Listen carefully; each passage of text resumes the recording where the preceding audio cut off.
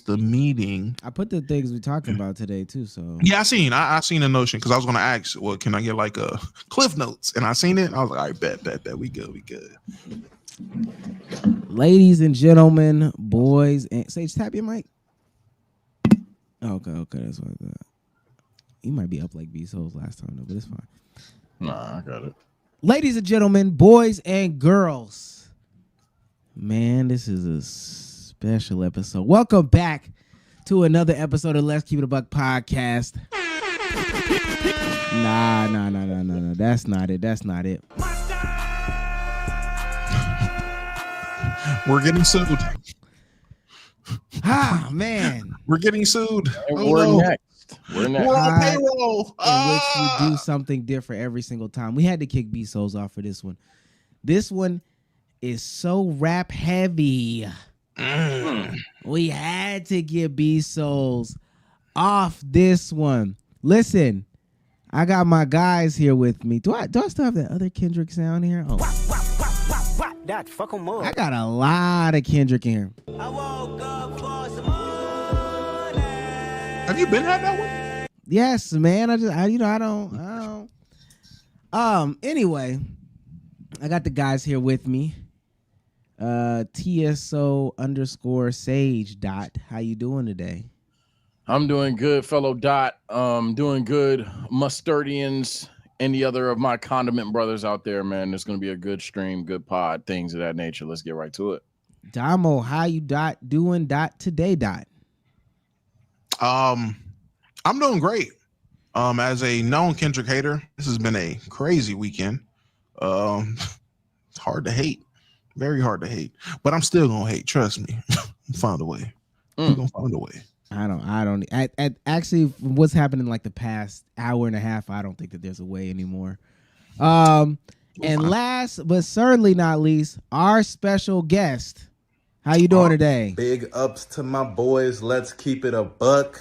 You know, we joke around a lot, but it's all love from us at Hoop Concessions. Big ups to B-Souls, Omar, Sage, and Dom for 100K. Huge accomplishment. Even more yet to come, bruh. Congrats, for real.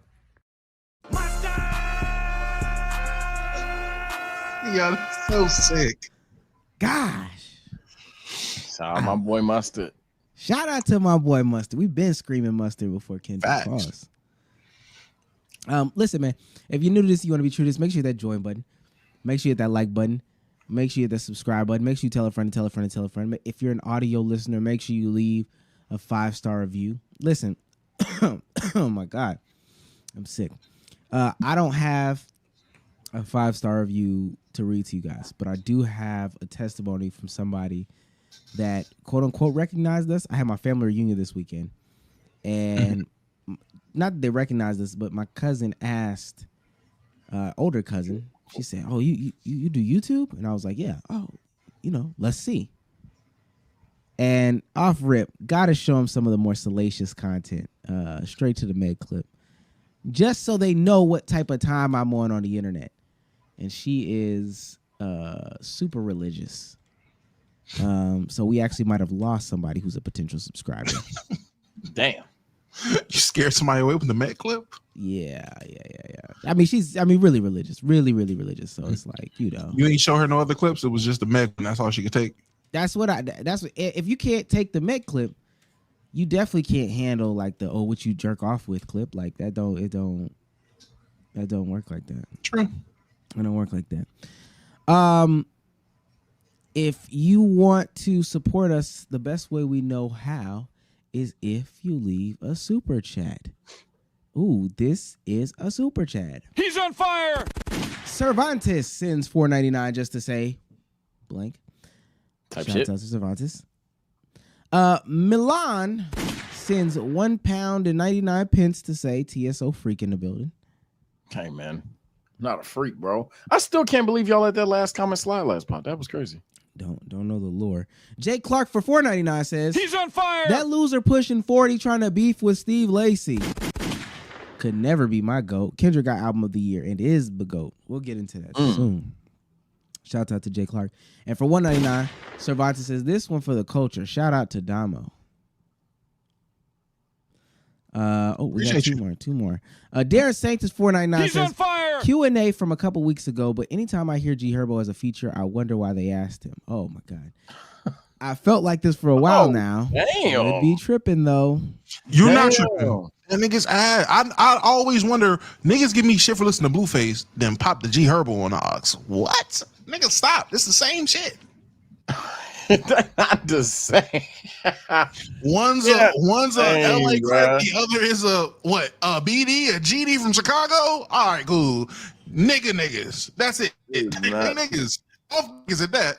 Crazy. This is crazy. And also, with that being said, stop letting Skilla Baby rap. I'm tired of the simp raps. Forgot about that. Yeah, I'm tired of the simp raps. Hey, you Last know, you one. find I got a bio as a purse. All right, nigga. Go on just trick in silence. What are we doing? Yeah, your body banging. What you say? I never listened to him like that though. Never How listened. you single pretty as your face is? She's a terrible person, nigga. What? Come on, brother. Shouts out to Droopy for $1.99. No $100 super chat. Off the bat, it must be Damo. Oh God! Now we putting a timer on it. Damn. Yeah. And last but not least, Yafada sends $1.99 just to say Yafada. Obi Toppin is not my father.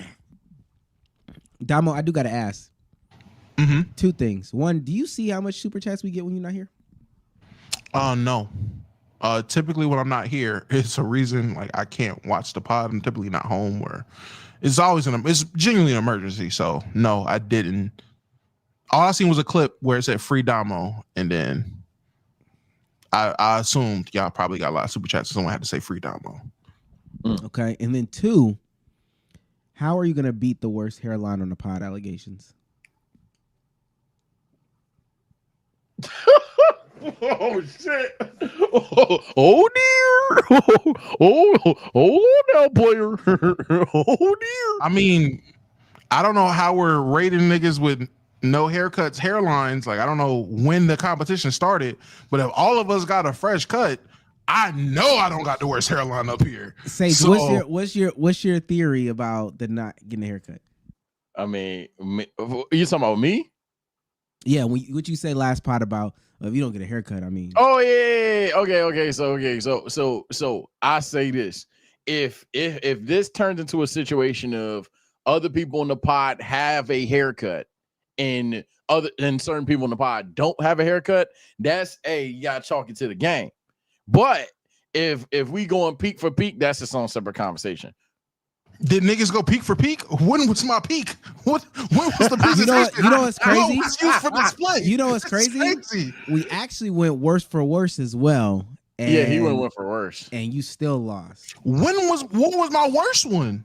There was one you had mad Widow's Peak gang. I ain't gonna lie. You had mad Vegeta going on. I mean, but I'm telling you what was said. I mean, I know I got a Widow's Peak. That's what I'm saying. Fine. You had the Vegeta going on, and chat was like, "Ooh, it is." So niggas care more about the Widow's Peak than niggas' edges.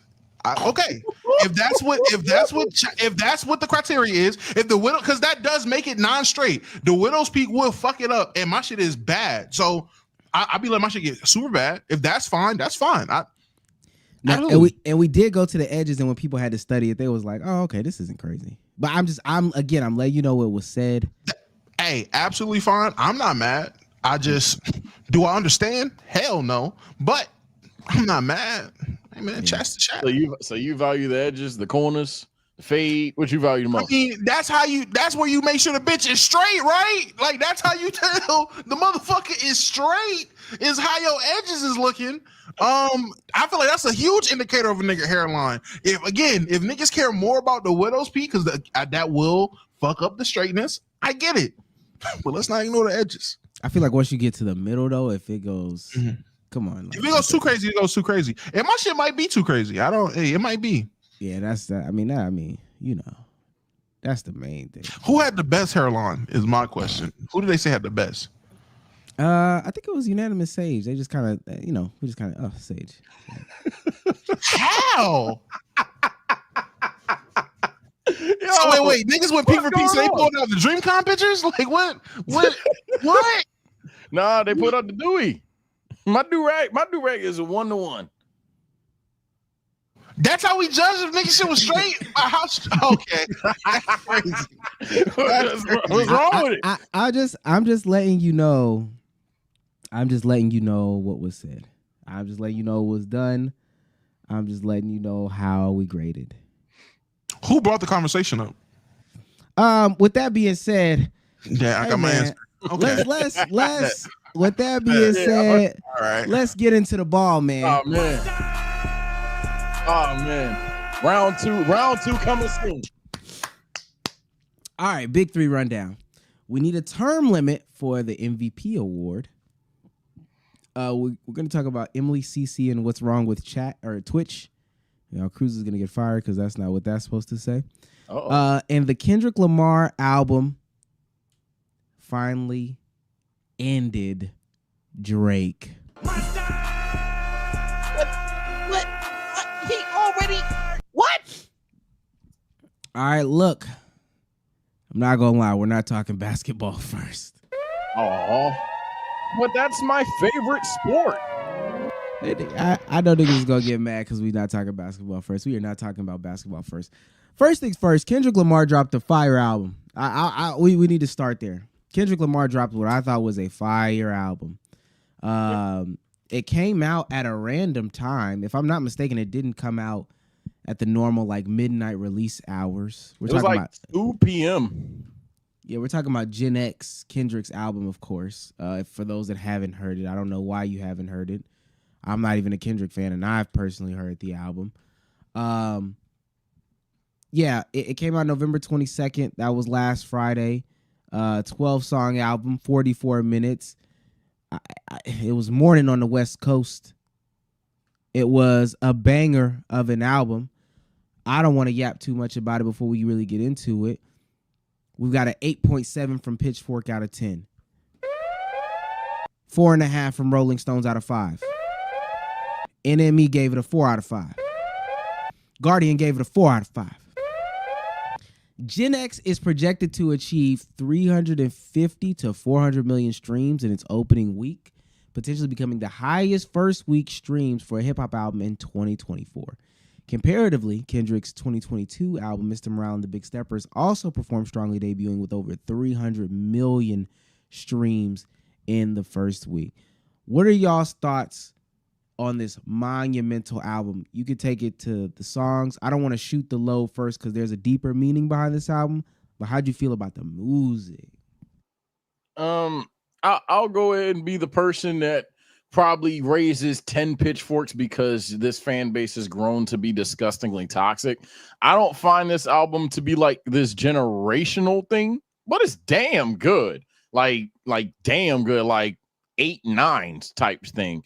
It definitely is replayable. It definitely has its hit songs. So even if you don't like the typical Kendrick Lamar songs, if you don't like the samples that he used, which I think is the most samples Kendrick has used in a long time, by the way.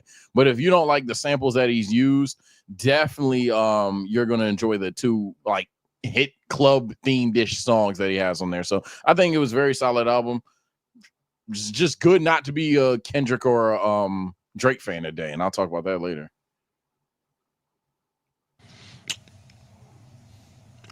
As the known Kendrick hater, I did like the album. I did. Songs on there, good songs. Definitely had some shit that's definitely we're going to be replayable in the car. Had some bops. Had some shit you really got to sit down and listen to. Cover all the bases. All the hype it's getting. All the uproar I'm seeing on Twitter.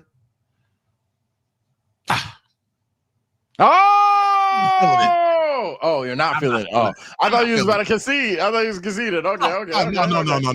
Okay. Feeling it. I seen the reactions before I heard the album, so maybe that fucked up my expectations for what I was about to hear. I thought I was going to hear something great. I heard something good. That was my fault. I heard the reaction everyone was giving on sound like Twitter. I was hating earlier. No, we're not in the same boat, by the way. No, we're on the same boat. I'm sitting right next to him. I'm sitting right next to him. No, we are not. Keep each other's life jackets on. I genuinely went into it expecting a 10.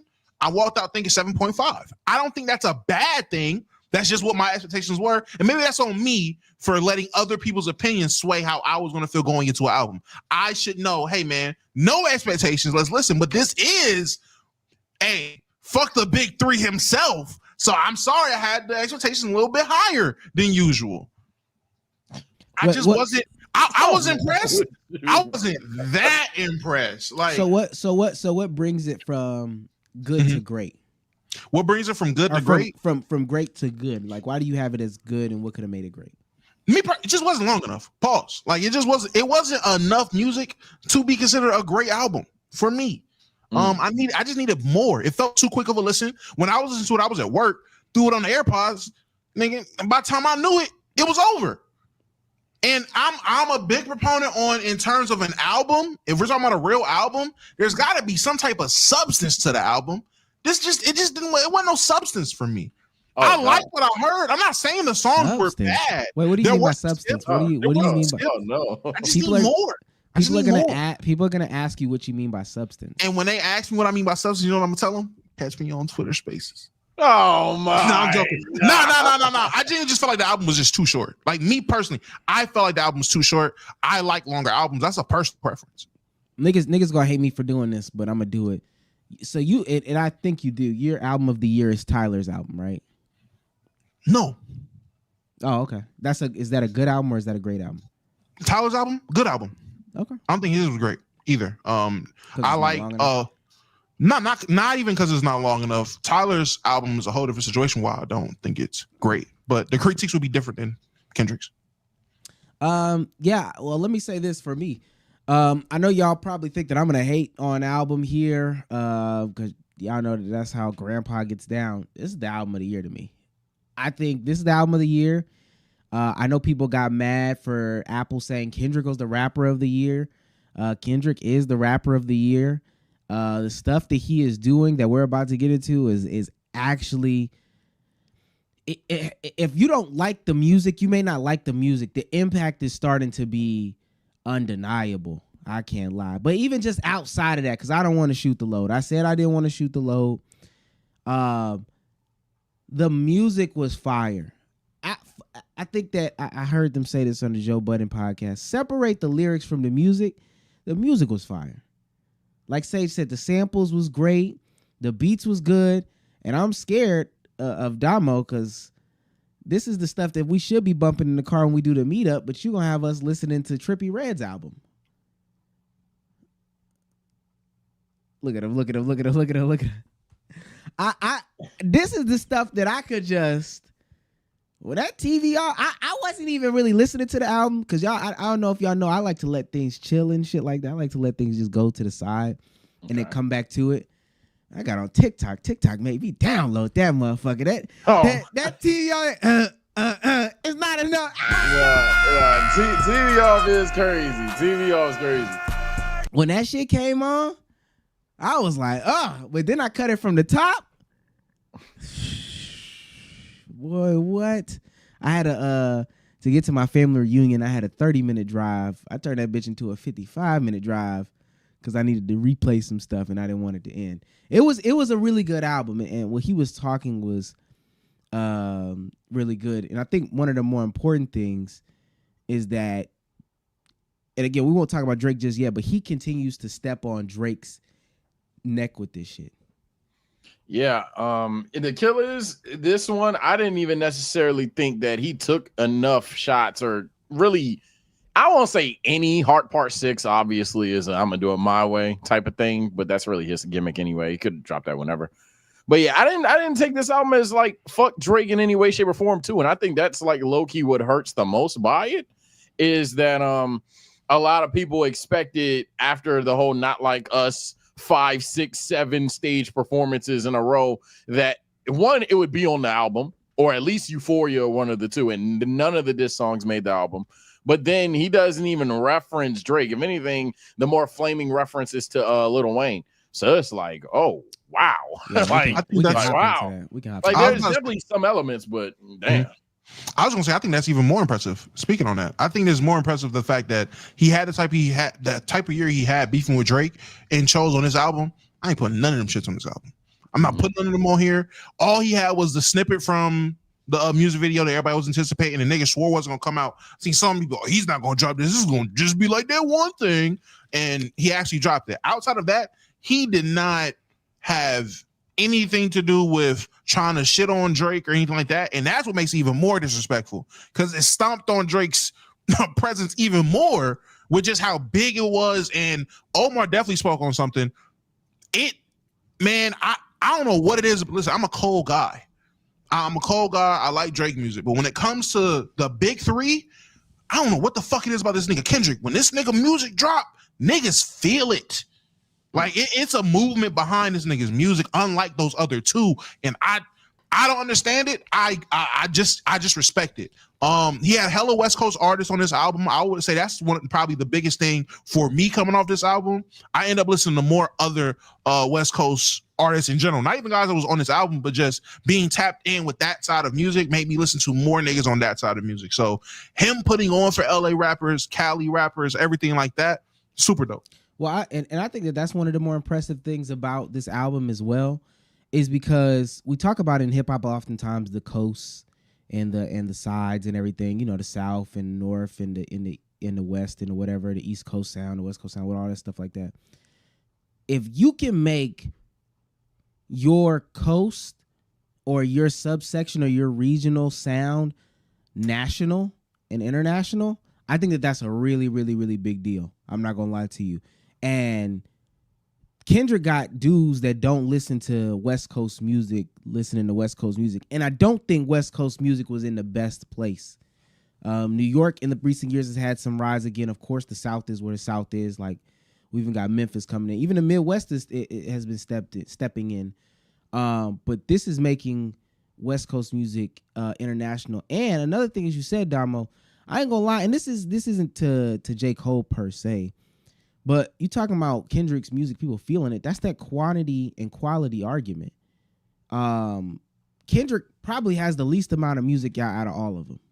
If I would, it's either Kendrick. It's either Kendrick or Cole. It's definitely not Drake. Yes, and that's there. Say it again. It's definitely not who? Definitely not Drake. Okay then, right? So I'm looking at 1, 2, 3, 4, 5, 6 studio albums, and I'm looking at time in between these studio albums. I'm looking at intention in between these studio albums, and just patience in between these studio albums from him, and on the opposite side of that, and I think that to me, those things breed longevity over anything, because when you go for that quality route, people get tired. And I think a lot of people are tired of Drake. Y'all know Drake dropped this year, right? He dropped some stuff this year. Did y'all know that? He's dropped the 100 gigs thing. Yeah, he dropped like the precursor to whatever album.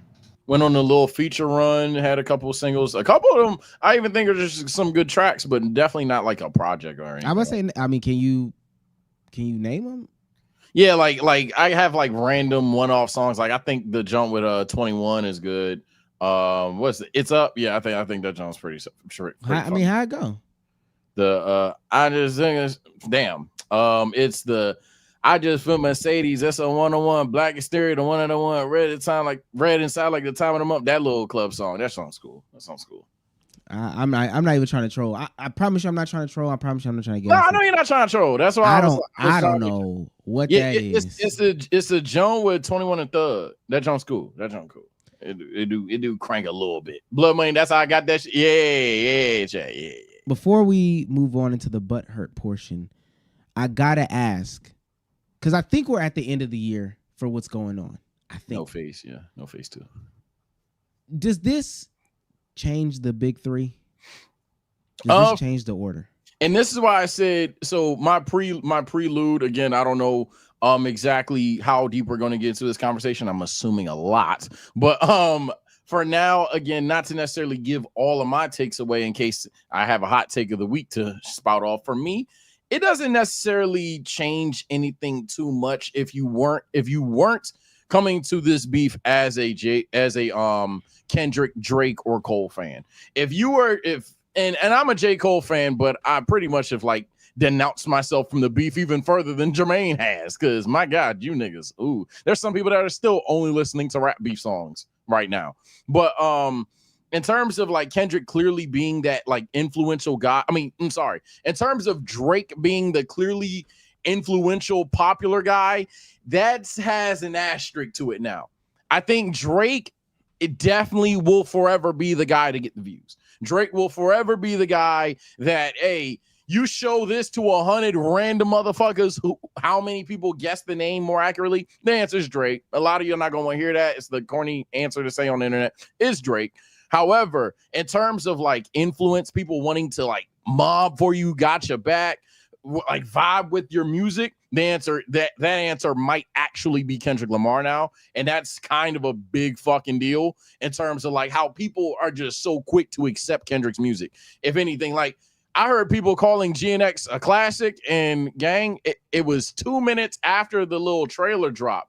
There's no way you finish the album. But niggas weren't doing that for Kendrick years ago. I think even Dama will admit that. Niggas were not like frame one zombie glazing Kendrick like how they do now. Now you say anything wrong about Kendrick, not saying that we have anything to say wrong about Kendrick right now, but if you do, oh my God, like you don't know music, you're a fucking idiot, bitch. But like, they didn't care about that shit back when Good Kid, Mad City, and in my opinion, an objectively better album was out there. So like, nah, this is it's so fucking crazy how like Kendrick's influence has kind of like changed how you view the big three nowadays. So I still think Drake's probably forever going to be the more popular face. I think you got to cope for that, chat. But certainly in terms of influence in the rap community, in the rap culture, if you will, Kendrick has definitely at least closed that gap. I am muted, man. I missed the setup. I'm not gonna lie to you. I disagree wholeheartedly. I was there as a nigga, and maybe just because I was a nigga that lived in California, so maybe my view was skewed. Niggas is doing that shit for Kendrick back there. Not with Good Kid, Mad City. Not for Good Kid, Mad City, but like when I moved back to the East Coast, when Damn dropped, niggas was doing it. At least for Damn. I don't know when that shit. Niggas was on dick for Damn. Damn, and yeah, I remember specifically Damn, but. That's just that. Damn. Go ahead. My fault. No, go ahead. I was gonna say, Damn. At best, you could argue an outlier because of all the projects. When Damn dropped, Damn was the one with Humble on it. Damn was the one with Love on it. So it had more of a like I can go out, mainstream appeal to it, I guess. But I don't. I mean, you were in Cali, so I'm not trying to be like a dick, but like. I think a lot of people in California. No. By time, no, I'm just saying, like, I've seen where it started. Like, I was in Cali when Good Kid, Mad City came out. By Damn, niggas are saying 2017. Yeah, I was in New York by then, and niggas was glazing that nigga on Damn. But in terms of how do I view the big three after this? For me, nothing changes. It's still Cole, Kendrick, Drake. Like, the order didn't change. You said what? Cole, Kendrick, Drake. Yeah, 1, 2, 3. Cole, Kendrick, Drake. That has been my big three since I graduated high school. Like that's been my big three for the longest. It's either Drake or Kendrick. You can't put Cole at one. No way. Yeah, nah. That's Carolina Jesus. Fuck is niggas talking about?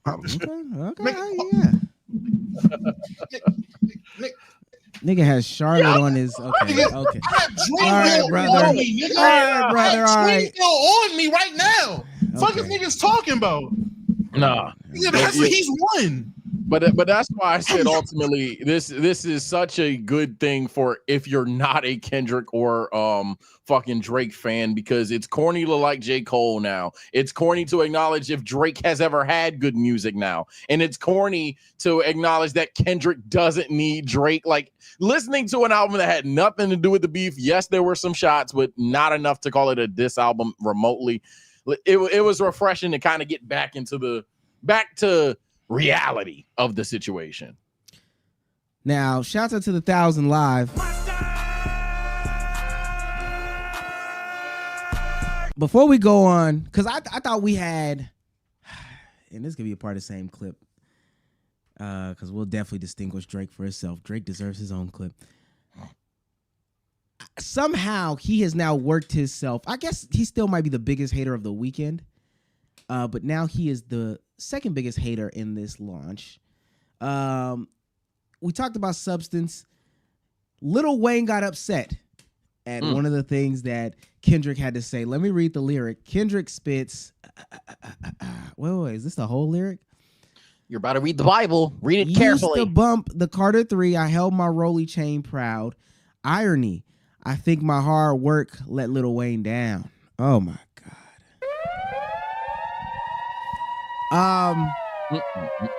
Whatever though. Call me crazy. Everybody questionable. Turn me to an Eskimo. I drew the line in decimals. Won the Super Bowl, and Nas the only one. Congratulate me. The fact you're reading it like motherfucking Shakespeare. All these niggas agitated. I'm just glad they show faces. Quite frankly, plenty artists, but they outdated. You know how long I've been waiting for this? Woo, I'm about to make a name for myself here. Oh my God. Quite frankly, plenty artists, but they outdated. Old flows trying to convince me that they your favorite. This is not for lyricists, I swear. It's not the sentiments. Fuck a double entendre. I want y'all to feel this shit. Fire in the booth. That shit was crazy, nigga. I ain't gonna lie. Now, Lil Wayne felt a little butthurt. That's why he liked this album so much. It took a good enough time. That nigga has been waiting for a shot at Wayne, boy. Waiting for somebody to go at Wayne, and now it's gonna be cool to hate on Lil Wayne. Real G's ain't moving in silence. And you know what's crazy? But you know what's crazy? Because I be feeling bad for the old niggas. And let me read this. Let me read this, and then I'll say what I gotta say. Y'all gonna let me cook? Y'all gonna let me cook? Okay then. Cook up. Okay, so this is Lil Wayne. Man, what the fuck I do? I just been chilling, and they still come for my head. Let's not. Well, hold on. My bad. I'm reading this wrong. Yeah, you getting there to yourself, man. Yeah, calm down. You getting there? Oh, man, what the fuck did I do? I just be chilling, and they still come for my head. Let's not take kindness for weakness. Let this giant sleep. I beg you all. No one really wants destruction, not even me, but I shall destroy it if disturbed. On me. Love. Hold on, I know this not destruction. That was bitching and moaning saying I worked hard for the Super Bowl. oh my God. Man, go destroy some Raisin Bran, old nigga. Wayne don't even got teeth no more. If we being honest, if we keep it 100, I'm being so honest. This is what I'm talking about, though. It'd be so upsetting when old niggas hate. Don't y'all remember when, I can't remember who it was, they asked Oscar Robertson how you would stop Steph Curry, and he said, I just step up. And everybody was like, damn, nigga, E2, Brute, Jay-Z be shutting the fuck up. Nas be shutting the fuck up. Kanye don't even really get involved with this no more, right? Ludacris, 50 Cent, Busta Rhymes, they just be moving to the side. Lil Wayne, man, I'm mad that I didn't get the Super Bowl. Nigga, go on tour with the hot boys that just got out of jail and leave the young niggas out of this. The future is now, old man. Now, I'm not gonna lie. This is so nasty crazy. coming from him. Nasty. For This like nigga 5 talking different about reasons. No. And the main one I'm gonna stick on. This nigga sitting up here talking about the future is now, old man. Get out these young niggas' way. 2 months ago, he would have told you hip hop is dead. Thank you. The old niggas like Kendrick got to drop. Old niggas like Kendrick, Drake, and Cole need to drop in the game dying. 2 months ago, when you would be like, hey, man, you know, it's up to the guys that are like 27, 28 now. Who is these niggas for real? We still waiting on old niggas to pop out. And then Kendrick dropped Crazy Summer, crazy album, beefing with Wayne. Yo, get out the way, old man. The future is now. The future is now. Yo, all right, bro.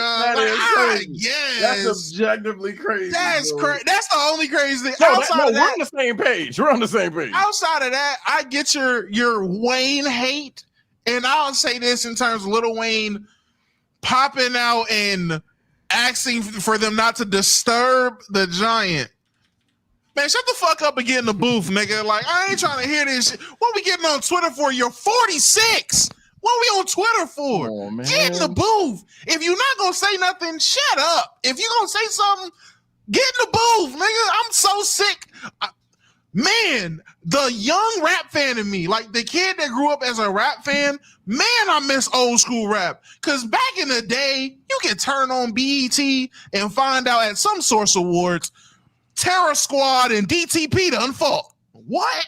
Wait, where? Nowadays, niggas is fighting in fucking Twitter spaces more than the streets. What was the last best rapper fight? We ain't even gonna go there. Never mind. I'm not gonna hold you. It just don't happen. Niggas is 46, man. Rap this shit, man. Rap. Tired niggas getting on Twitter. And I'm mad, and I know you gonna say what you gotta say, Sage, but I'm mad because y'all tried to flip that on me for real. That was kind of crazy. Y'all I thought it too. I was like, there's no way the game dying, but Kendrick going crazy. No, I'm gonna say this too. I do hate when niggas who don't tweet all of a sudden figure out how Twitter works. I'm scrolling down Lil Wayne's TL right now. It's a bunch of emojis and promotional ads. And all of a sudden he know how to put a monologue together. Okay, put a monologue after a lighter flick, nigga, in the studio. Oh. For me, man, I'll be that guy of the podcast. I don't want it, and I'm going to keep emphasizing, this shit is great if you're not a big three hype beast. If you're not a Kendrick, Cole, or Drake fan.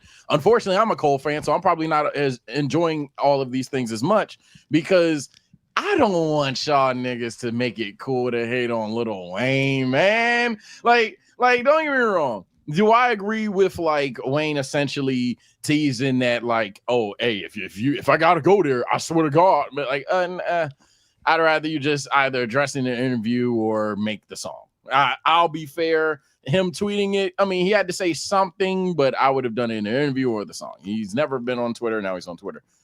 But like, for me though, I already know how this is gonna go down. If Wayne were to like, and I've seen some people go as far as to be like D7 and rap on Not Like Us Again or some shit, right? Everybody would call that ass no matter what he would say. He would have to be undisputably like Prime Wayne Part 3, some shit for everybody to accept it. Then they're gonna dunk on him. Then Kendrick Lamar, I don't know about you guys, but I think he's pretty good. So he'd respond rather well back. And now it's going to be cool to hate on Lil Wayne. So I don't want this beef to go down. I think it'd be the most corny setup beef you've ever seen in your life. Furthermore, I don't even know Lil Wayne's track records in rap beefs. I know Lil Wayne probably could have killed people, but like, I don't think he was killing people in terms of rap beefs. He was just like taking. He would take someone's song. Yeah, he would take someone's song. I remember that being a take. Oh yeah, he did this song better. He did that song better. But I don't think Lil Wayne was like going out there and actually winning rap beefs, if I want to say. Niggas was scared to beef with Wayne. Hold on now. Let's oh yeah, no. That's what I'm saying. Yeah, nobody wanted to fuck with Lil Wayne. No. Let me say this. Let me say this because this is me as a young. I'm sorry, nigga. Gilly did. I'm sorry. I do know Gilly wanted to smoke. Gilly wanted to smoke. And Pusha T. And let me say this. I didn't know about Pusha T. I'm a casual Pusha T. So let me say this. No, that's the reason why him and Drake was beefing, because he sent shots at Wayne. Wayne wouldn't respond. Drake decided to step in, and we know how that went, right? My problem with these buff-looking niggas who think they can fight, we ain't never seen you throw a punch, right? And until we see you throw a punch, the reason why people are actually afraid of Mike Tyson is because they seen him punch, right? They seen him hop in the ring. He can punch. Even 60-year-old Mike got people scared. Don't matter what happened with that fight. I am tired of respecting certain people in certain categories when we ain't seen him throw a punch. Niggas was scared to fight Lil Wayne. Niggas was scared that he ain't got nothing besides you can. It's a difference between rapping good on a song where you're trying to make a club song, whatever it be. When you step in that circle, when you step in that square, when you have to go oppose from a rapper and you have to battle a nigga, that's a whole different conversation. I can at least say I respect Drake for doing that. I can at least say I can respect Drake for standing across from these rappers and rapping to them. Wayne, if you feel some type of way, go ahead. I don't even think Kendrick will really entertain it. But even to what you said, Sage, it would be corny. It might be like, it is what it is. But in these situations right here, where we go across and old people can call each other out for the young people and stuff like this, the only situation in which people can respond back is hip hop. You can't do it in football, right? If LT said that he would go head up with Trent Richardson, we would never figure it out. It would just be fantasy and make believe. I can guarantee you right now, if Mike could, I'm talking about Michael Jordan, if he could, he would lace up his shoes and stand in front of LeBron James right now. Whether he got beat or not, whether he beat LeBron or not, everybody would come out respecting the hell out of this. Wayne has the opportunity, if he feels some type of way, to get on some sort of record. Snoop Dogg done rapped in like the last year. LL Cool J done rapped in the last year. Eminem continue.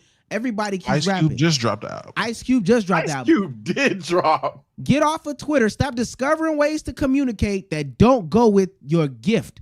Rap, nigga. And if you're not going to rap, then stay off the internet. Because he ain't even saying nothing bad. He's really not even saying nothing bad. Yeah. He's not.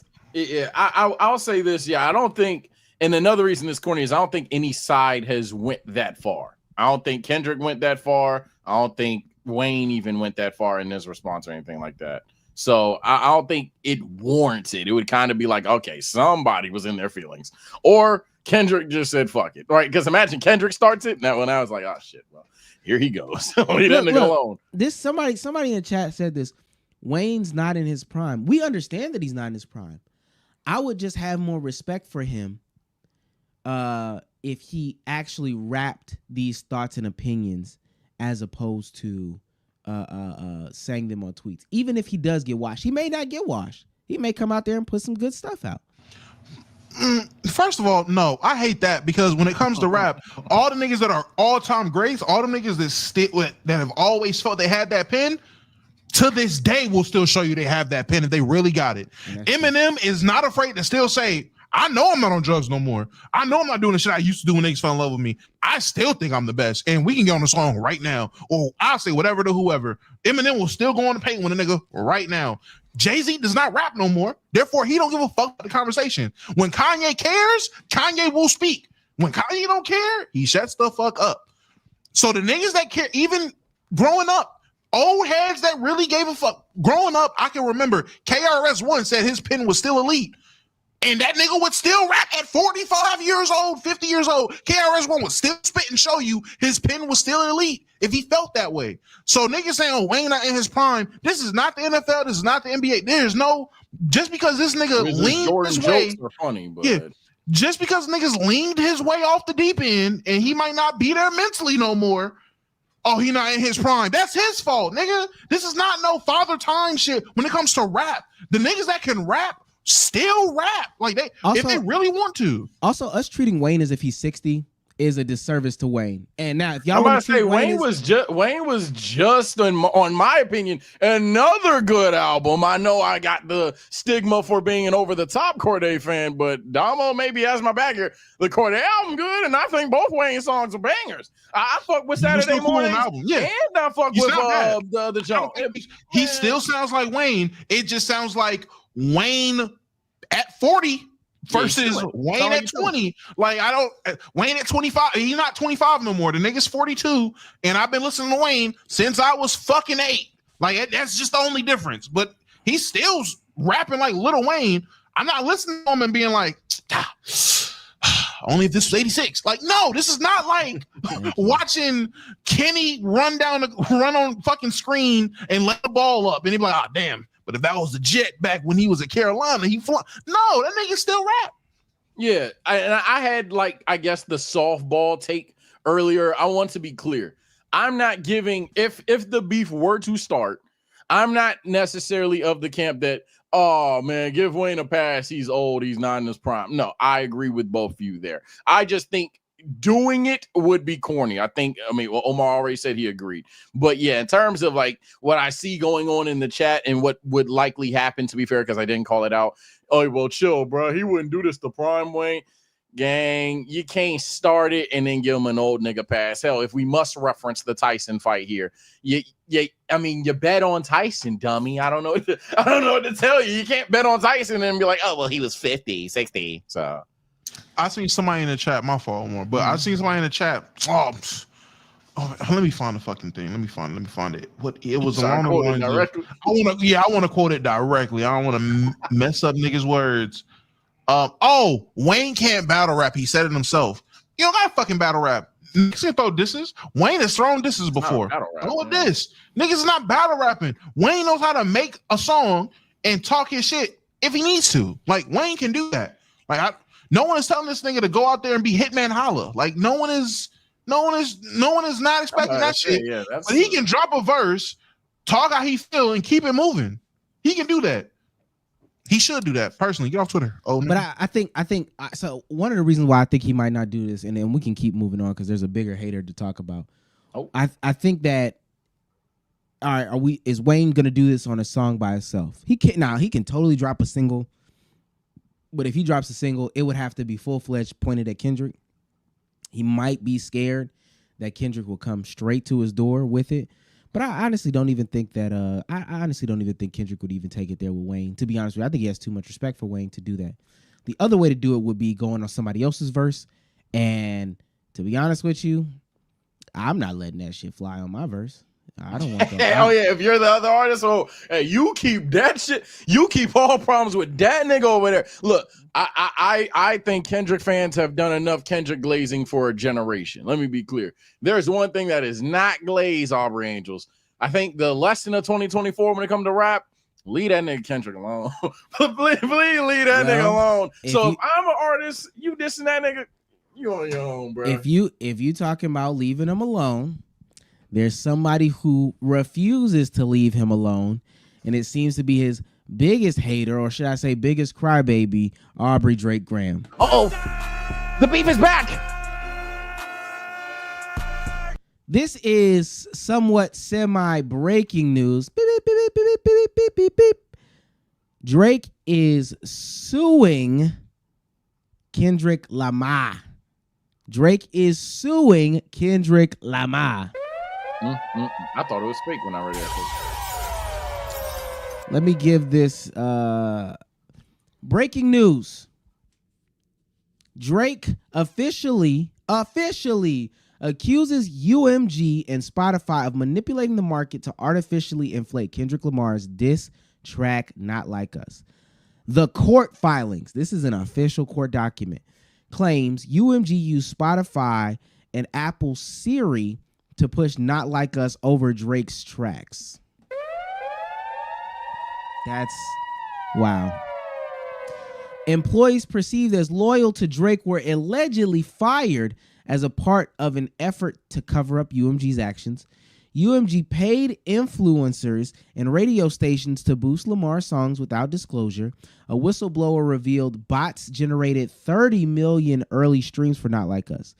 Drake is accusing UMG and Spotify of violating the Racketeer Influenced and Corrupt Organizations Act, RICO, as well as the NY Deceptive Business Act and the NY False Advertising Act. This is a pretty serious claim. He is saying that Universal Music Group and Kendrick Lamar were participating in a RICO to say that they were hating on this nigga. That fuck 'em up. I would love to go first. Hey, brother, the floor is yours. As a Kendrick hater, I always have to preference with that when I'm talking about Kendrick Lamar, so people know where I'm coming from.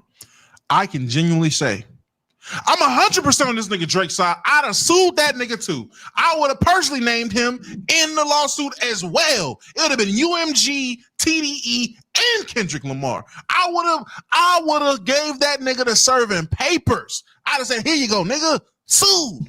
I'd have did it too.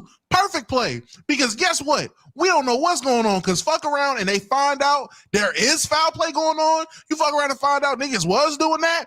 Now does he look crazy? I don't think so. That'd be kind of wild to try to win the beef, nigga. Niggas talking about how they move in the culture and you artificially inflating numbers. We know how the casuals are. They see some shit got 1 million views in 3 minutes. Shit, I gotta listen to it. Everybody gonna talk about it, right?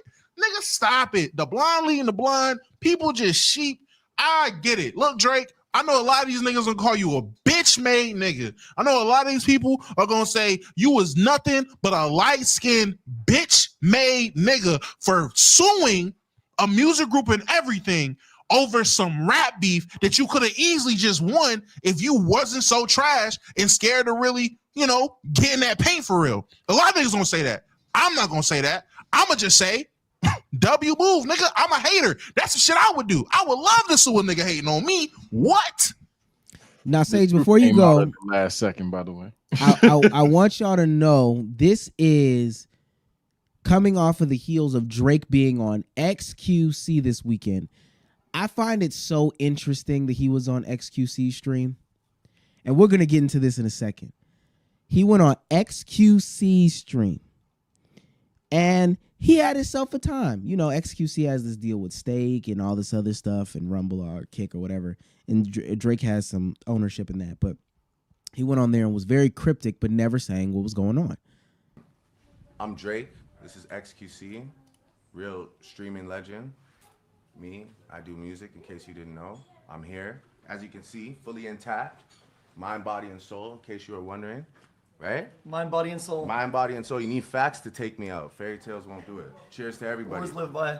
Words to live by. Real talk. Cheers to everybody. Love. When Drake switches accents, it's actually pretty funny. So this is also him on that same stream, just continuing to bring stuff Shout out up. to X's chat, man. You guys are ruthless, man, but I love you. I got a lot of love for you guys, man. Not pretty ruthless, but we love all the shit talkers, all the crip walkers, man. We love you guys, man. It is what it is, man. We love the chirps. We love the chirps. Trust me. I think at the end of the day, nobody means an actual harm and whatever, No, it is what it is. It comes with the territory. If you're gonna sit in front of the camera, you gotta take it. Oh yeah, for sure. That sounded crazy, by the way. Gotta get the pause off. Now, shit talkers and crib walkers. Whoa. Drake, yeah, he doesn't care about any of this drama. I'm afraid of the crip walker, so he doesn't care about any of that. He is a big dog. She don't want no puppy. She want a big dog, right? So when they go to play some music, and it just so happens to be the weekend, this is what happens.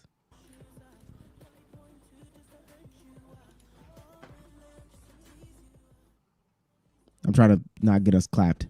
Right. So he tells him, you got to switch this song. It's the weekend play, and he tells him you got to switch it. Okay. Y'all see how fast XQC moving. He got up. He started pressing them buttons real quick. He cut that shit off. Man, that nigga Drake laugh how quick he got up. That was crazy. What's funny is all of the lights played and XQC changed it because he didn't want to make Drake uncomfortable. And Drake assures him that nothing makes him uncomfortable because he works too hard. Only for this to happen 10 minutes later. This happened over the weekend.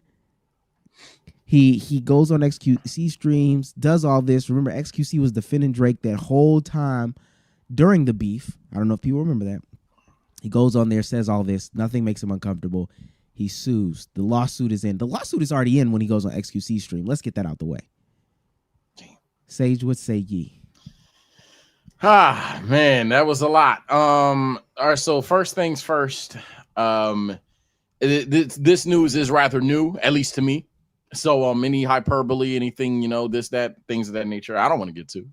But all jokes aside, all banter aside, yeah, I'm not for the move. I think if they botted it, so what? Yeah, you hate the nigga, but the sue the views of the song. I mean, I guess, but then again, he I guess he is calling him a 69 god. That's kind of crazy. So I suppose, but I don't know, man. And then when we're talking about him getting Weeknd's music out of his ear, I think that could be seen as two things, more so one than the other. On one hand, you could cut him some bail and be like, oh, he's sticking to the brand. Fuck the Weeknd. He has to acknowledge that it's still fuck the Weeknd, nigga. But then on the flip side, it does make him look like he's saying he's one of those people that say he doesn't give a fuck, but he really, really, really, really, really does give a fuck. So it's tough. It's not a good look if you're not a Drake, Kendrick, or Cole fan. I keep saying this shit, man. Drake is just, he's at a point where honestly, I'd have just let the shit die off after the Heart Part 6, after you didn't let that stream, you deleted the shit on your Instagram. Kendrick dropped an album, barely talked about you. Yes, I know. All the internet's going to do is quote the 4 or 5 lines and say, what do you mean? Barely talked about you. So I would have just let it die. He's kind of instigated at round 2 months ago. This is not his first time instigating a round 2 or anything like that. I wouldn't. I don't like the move. I don't like the moves he's making right now. I think it's interesting that he didn't go on Kai's stream. Oh, Kendrick, that's what I meant to say. Sorry, I forgot what I was going to say. If Kendrick goes on a Kai stream, that's hilarious. Well, I don't. And Kai let's say this: Kai is in LA. Kai is in LA. He should do it. He should do it. That would be the funniest fucking thing possible. Now, is he going to do it? No, but that would be the funniest thing possible. I just think it's funny that he's not on a Kai stream. Kai's his buddy. I understand the state connection, but hey, it is what it is. I mean, this is my thing. Botting is commonplace in the music industry, right? Yeah. It's commonplace. I can pull up a TikTok of Travis Scott's old manager talking about that's how they essentially got him on, is because they use botting.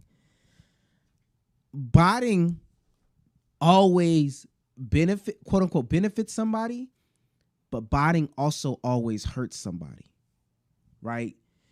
When Drake bots, if somebody else bot or drops that same week, mind you, they already have the disadvantage of competing with a Drake.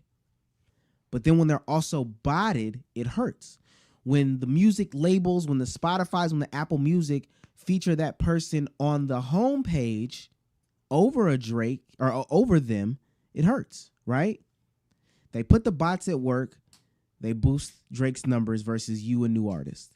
They put Drake on the main stage and they have it to where somebody has to search you, scroll down the hip hop playlist. It's harder to find you as a new artist. But when it doesn't work, it's very, very cry. I'm not gonna lie. I saw this tweet. Somebody said Rick Ross called Drake a white boy, and he's been doing it ever since. Drake, this is white boy work if I ever seen it. This is white privilege. This is the reverse racism card. This is the reverse colorism card. This is all that weirdo shit. And all this lets me know every time you come out on an interview or you come out on a song and you say you're not really affected by this, that's just a blatant lie. It's the biggest lie in the world. I get it. You're sensitive. And I would want artists to be sensitive too. I would want them to produce good music. Suing over a rap beef when you have the ability to produce music. At this point, I think Drake has honestly conceded worse than losing the battle. I think if we're talking about ranking beefs, well, his 2 losses, I guess. This is even though it revealed his son. This worse. Yeah, he somehow made this worse than the Pusha T beef.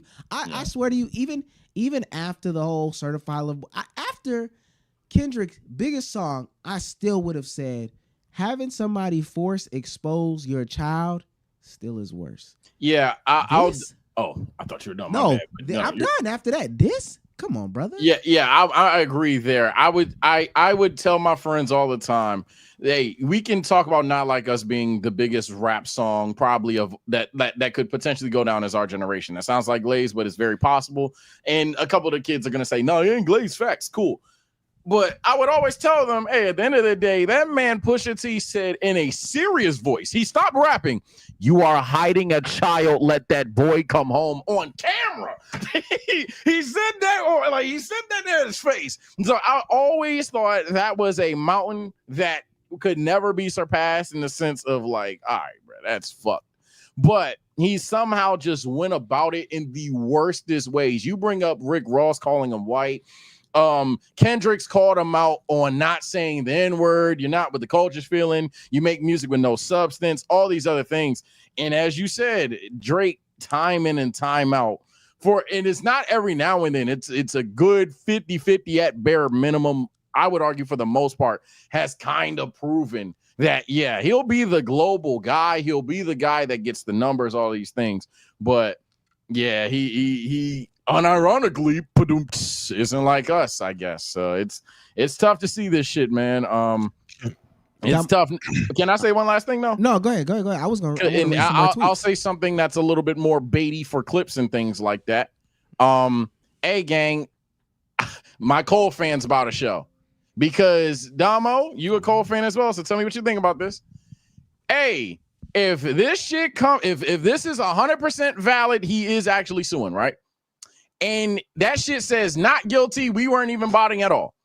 I'm not gonna lie. Y'all blank of the big three better start standing for Drake. That's fucking crazy.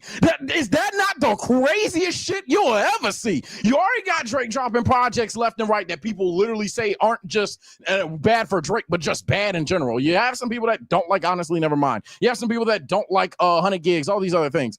Now the niggas suing other niggas of the big three?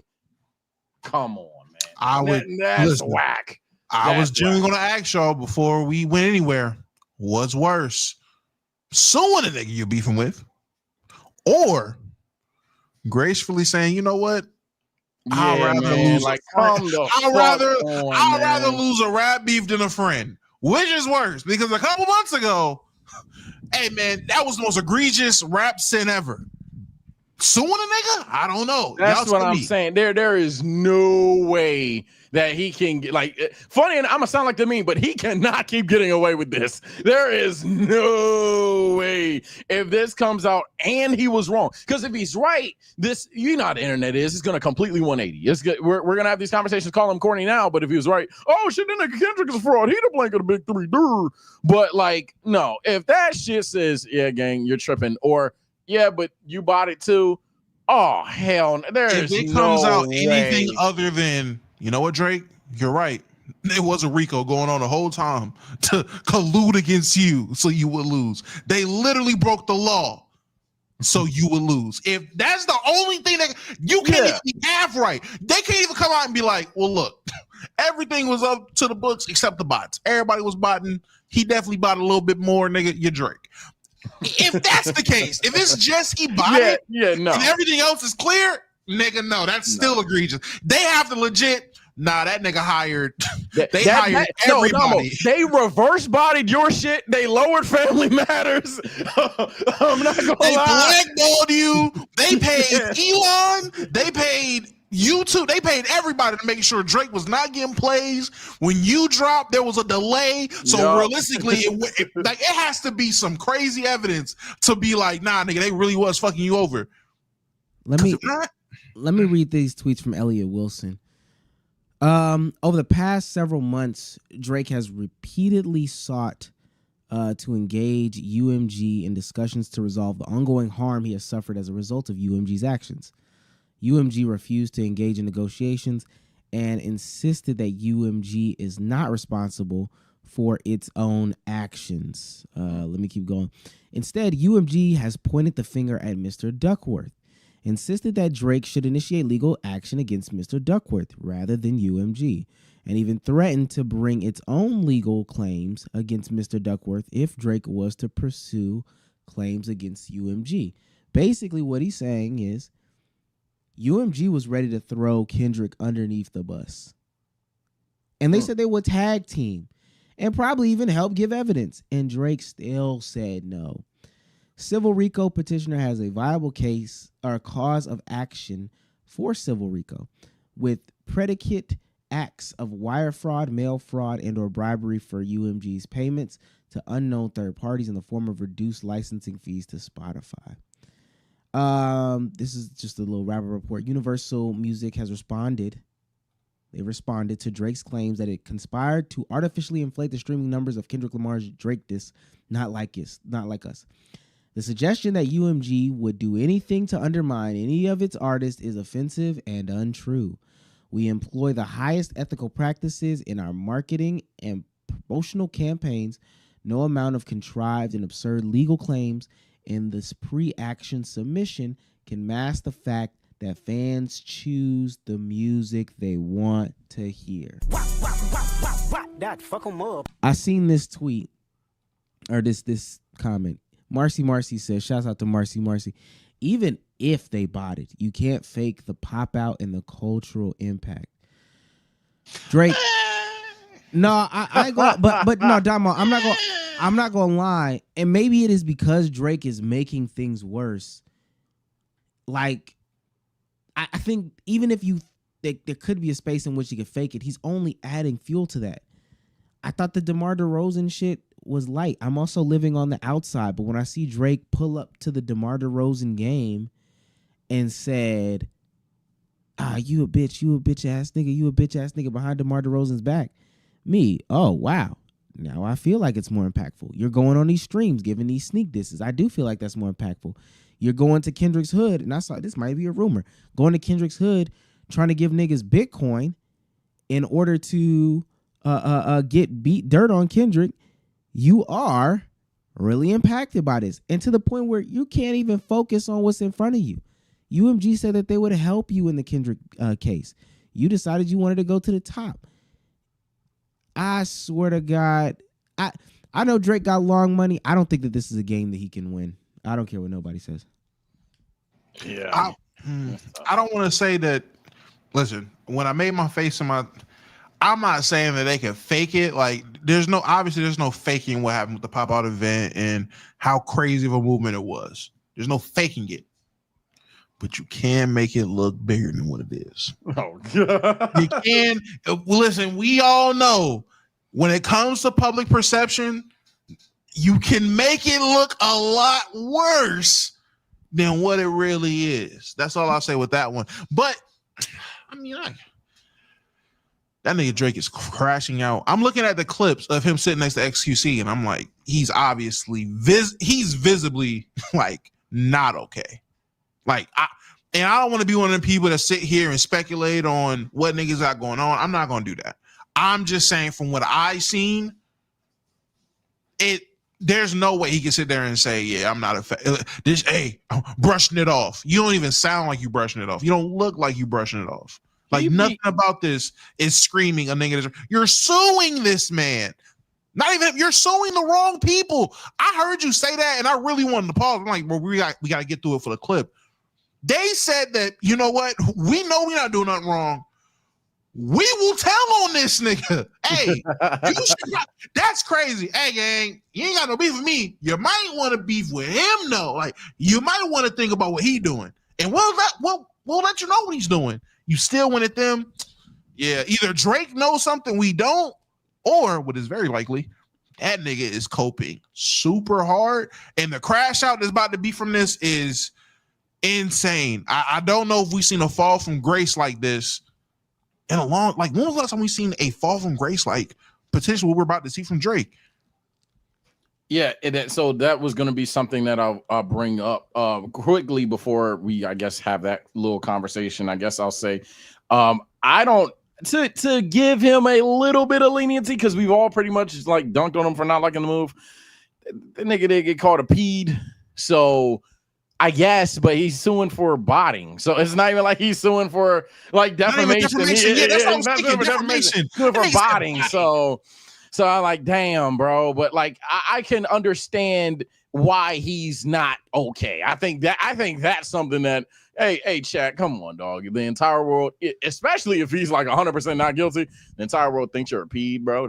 That's tough. But I guess to move on a little bit from that specific conversation, we talked about it when the beef was hot. Do you think shit like this, if it continues, will actually harm Drake potentially being the person that's like, oh, you actually have like fucked up your, like, where your status is? Because I still think to a degree, if Drake just calmed the fuck down, stopped talking about it, and dropped an album, hot take, it's still gonna Drake. It's still gonna be that, but it's starting to feel, a bit, no, it is starting to feel different.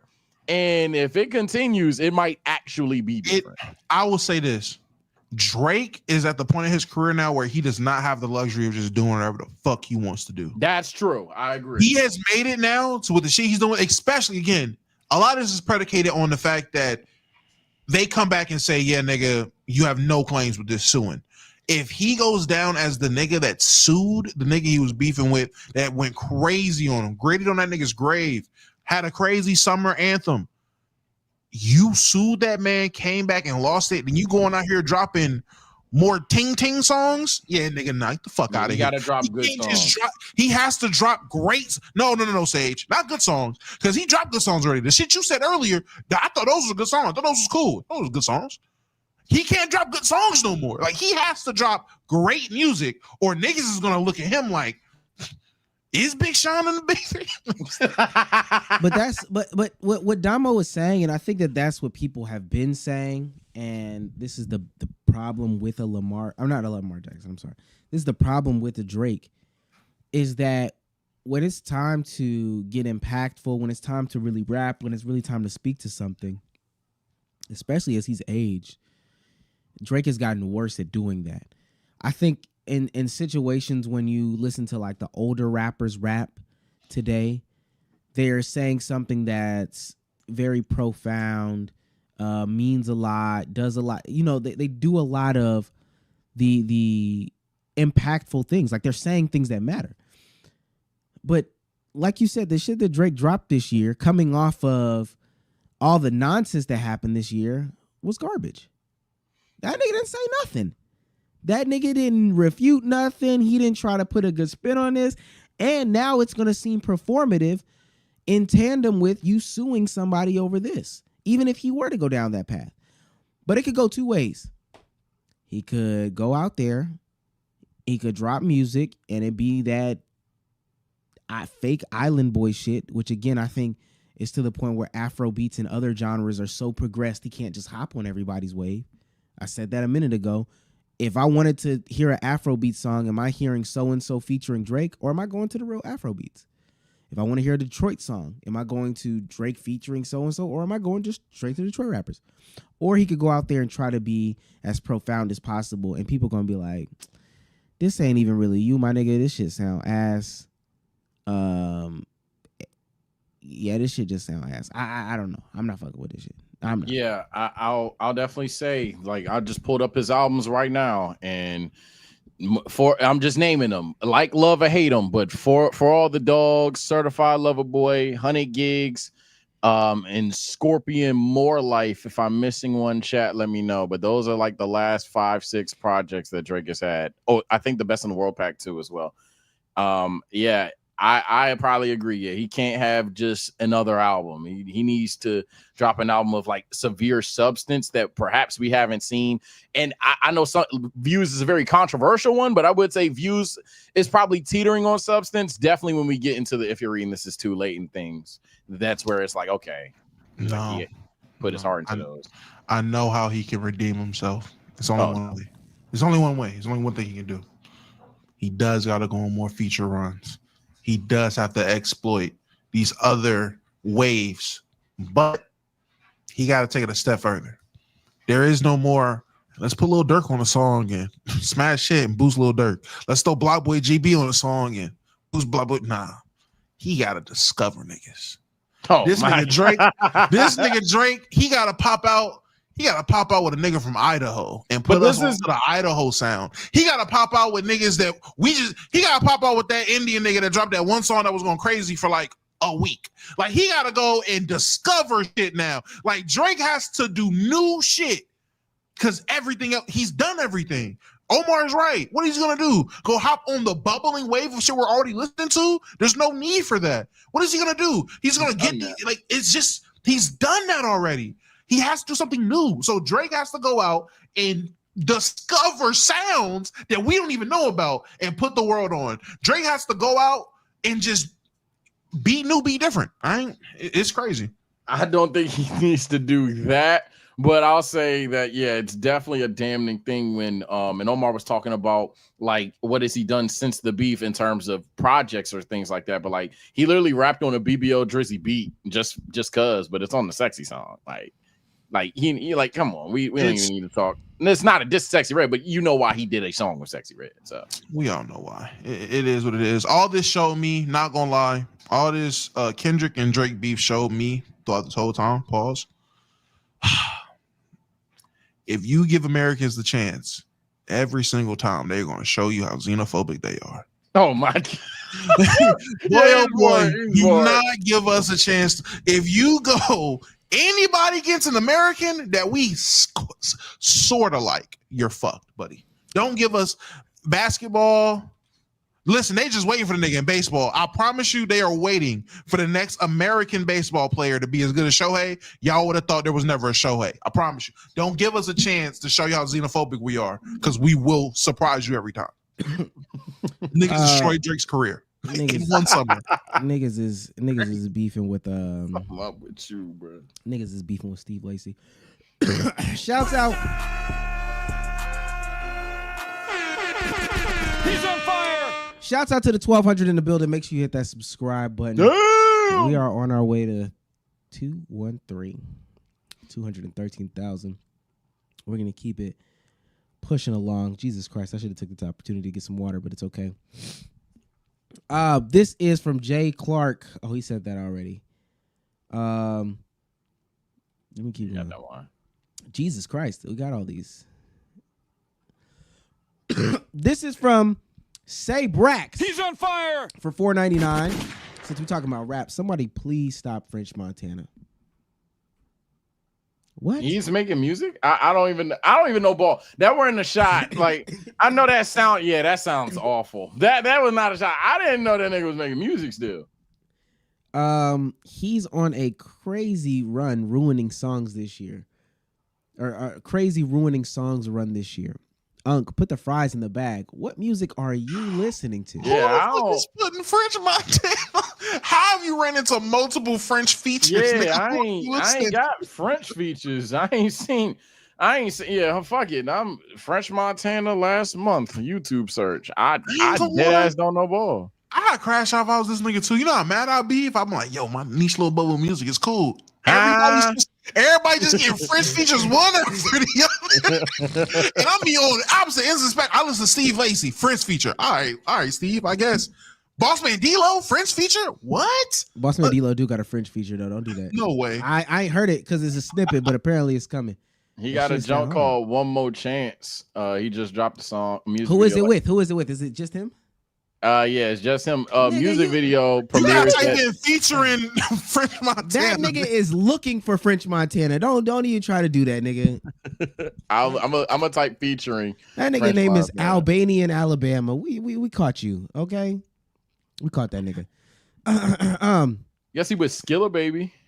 And Oh, I know and that if you song listen- awful. And if you listen to DJ Skilla Drift Baby, remix. if you listen to Skilla Baby, that shit problem. Heisa for $10 He's on fire. says, "Who wins a GOT contest, Tiana Trump or Damo?" Why am I a contestant? Hey, brother. Nah, they did say in the Discord, is Sage froze? Okay. I thought I was He tripping. was mad. Nah, disgusted. niggas did bring to my awareness. I got a lot of clips of me like sucking air dick on the internet. That's kind of crazy. All right, let's go to the next super chat. That's crazy. Nonchalant Dreadhead Omeezy for $1.99 says, "Damo wanted more Kenny in his ears." I did. It wasn't enough. Sus pastor found brutally ended in dumpster for $1.99 says, "No gay stuff, but Dom would look sexy in a tank top." That nigga's a freak. Okay.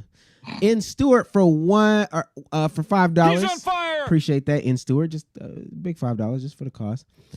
AK for $2, £2 says, "Bro, F the big three. We bumping that Roscoe Dash." ROSCOE.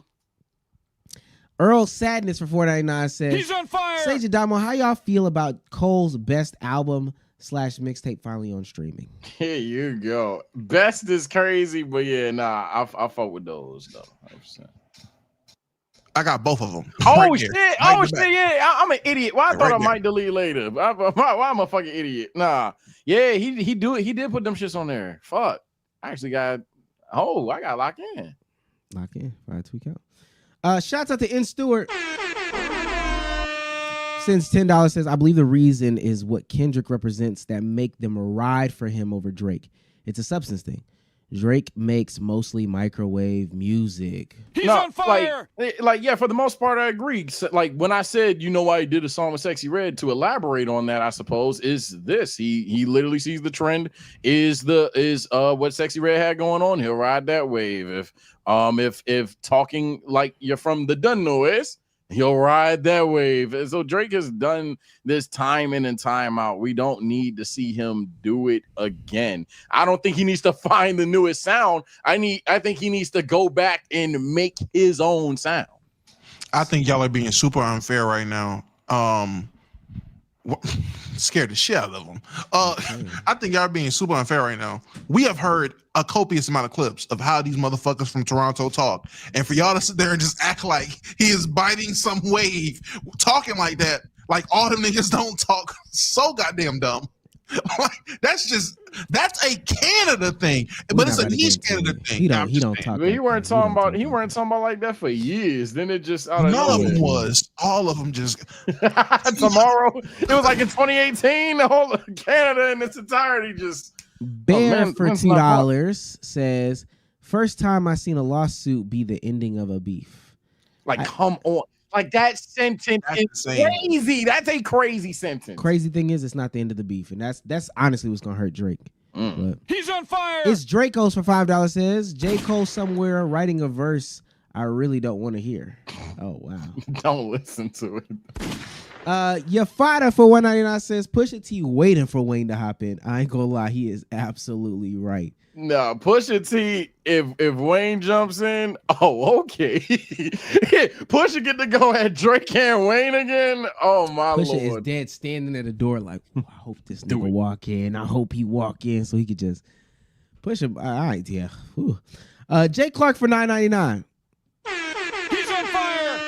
There has never been a hometown hero precedent for the halftime show, but dude went on a press tour crying that it was stolen from him.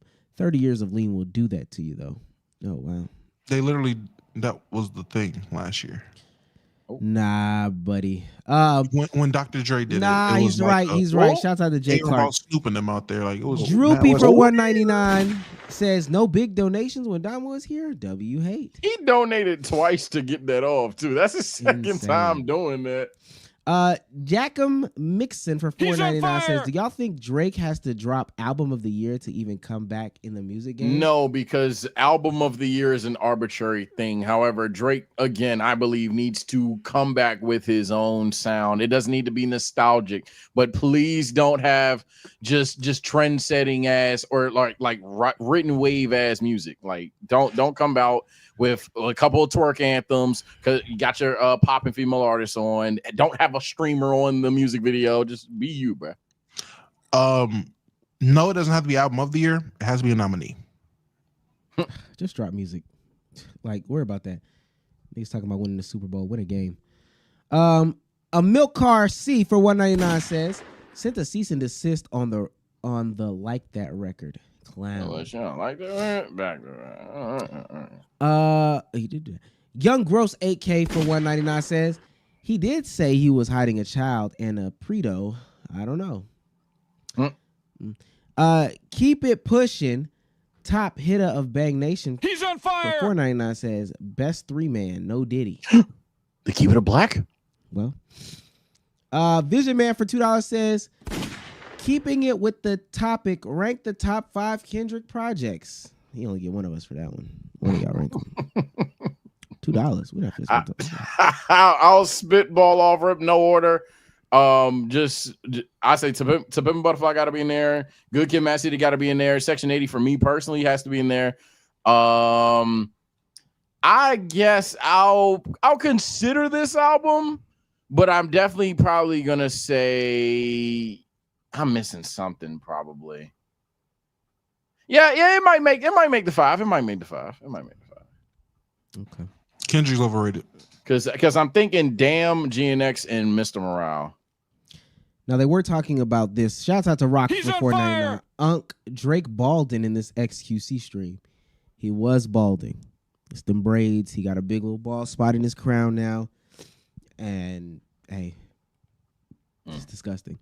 Shouts out to Rodney TV for $1.99 says Drake better argue with them soft Kendrick fans. Drake is a very talented artist when he wants to be. Drake better, argue with them soft Kendrick fans. Okay. Drake is an insanely talented artist when he wants to be. And last but certainly not least, for the big 100. Yeah! That's what I like to see, man. The Rami Warriors have stepped out. This is the first honey bun. Maybe more are coming soon. Maybe the hate honey buns are coming soon. Damo, did you know that they were dropping hate honey buns? That was fucking crazy. Wait, but what?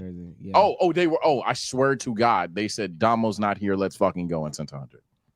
Like almost verbatim. I'm not trolling. What did I do? I don't know. I don't know. Omar, correct me if I'm wrong. No. Father, correct me if I'm wrong. They literally were like, "Oh, Damo's not here. Bet honey bun." It was crazy. It was crazy. Either die a hero or live long enough to see yourself be the villain, man. I ain't even do nothing. What the dog Crazy. doing? Shouts out to I Need You to Stop. Send it $100 and say this for Damo. Now, I ain't gonna lie. Appreciate you, gang. Yes, sir. Thank you. Unofficial sponsor of the stream. Stop worrying about the haters, Damo, and thank the motivators. You know what I'm saying? Shouts out to I Need You to Stop. Becoming the unofficial sponsor of the stream.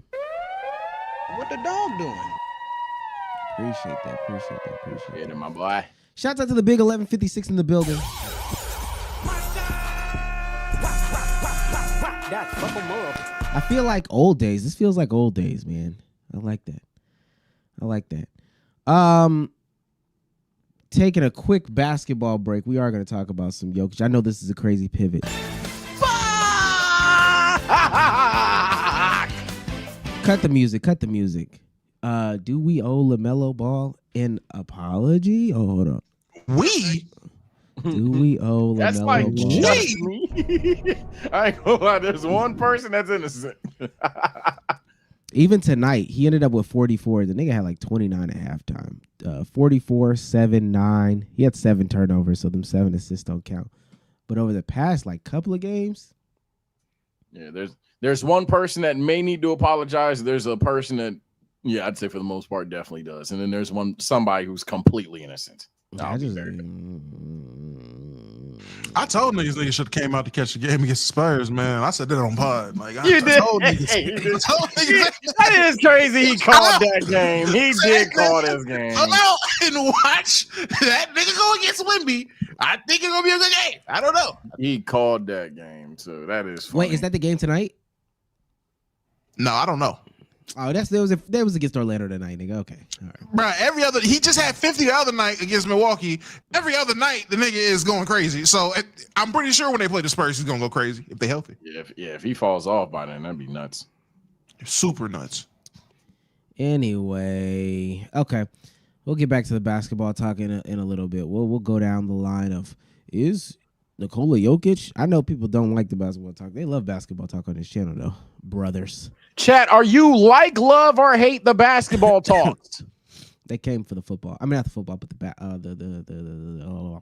Kendrick shit. They came for the Kendrick. They gonna stay for this. Stay for the shenanigans. I got a question. Who is worse? The person that commits premeditated muck duck, or the person who just goes out there and commits muck duck? The impulsive one. Yeah, if you're impulsively just going around red rumming people, yeah, buddy. Nah. I thought y'all were gonna be on a different side. Okay, go ahead. Hell no, the impulsive one, because you got to think like this, bro.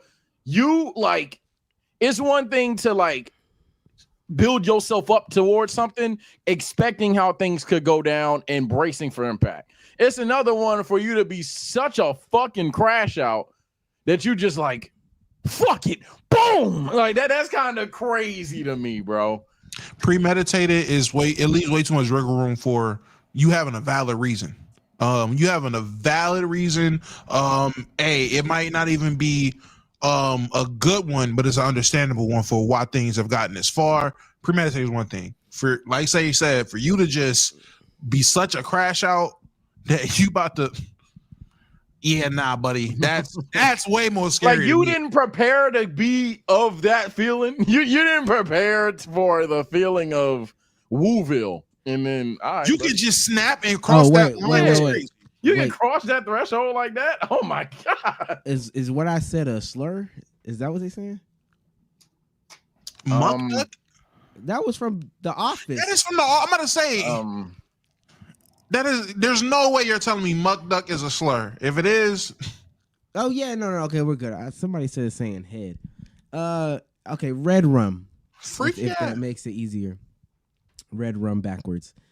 Yeah, I'm not gonna lie. If you premeditate the red rum, then that means you only have one person in mind with the red rum, right? You're going out there to execute on that one person.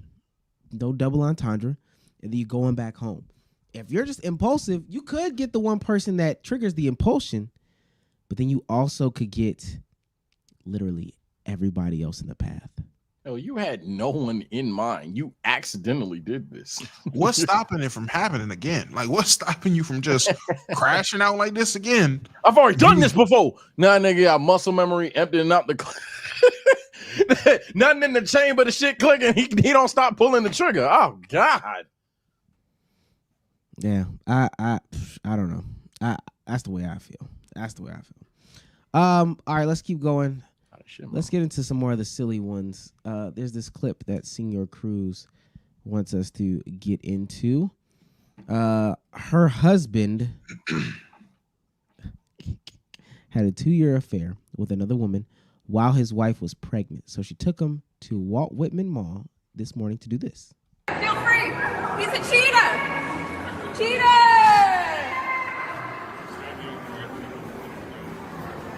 Cheater. Look at the cheater. Turn around for your fans.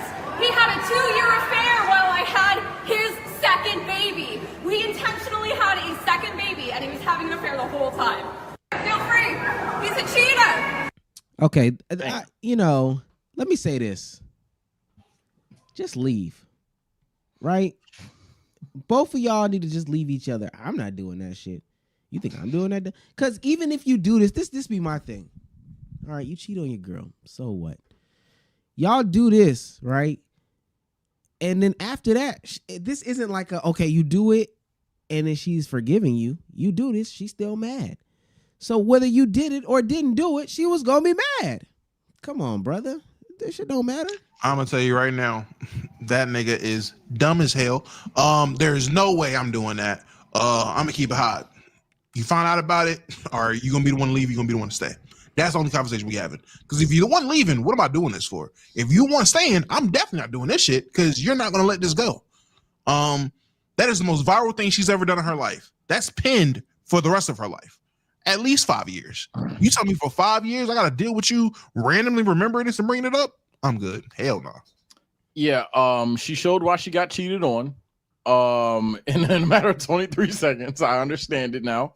Furthermore, gang. Yeah. Damo pretty much hit it on the head. So I'm not even gonna talk too long. Yeah. And if you said you're taking me back, cool. I'm not doing a punishment as a result of that. And even if there were some kind of punishment bit or here we go, make it up to you gift thing, whatever, that's fine. A makeup gift probably is in play. It's not going to be me embarrassing myself of that event. So you have another reminder of me cheating on you just for you to bring that up again, let alone for it to go viral. Yeah, hell no, that's stupid. If you were to have me do something stupid in public for it and get a funny laugh out of it, that'd be considerate. I'd consider that at most, but no, this is stupid. That's why I don't necessarily believe in like revenge, only because is there ever revenge that really rights the wrong?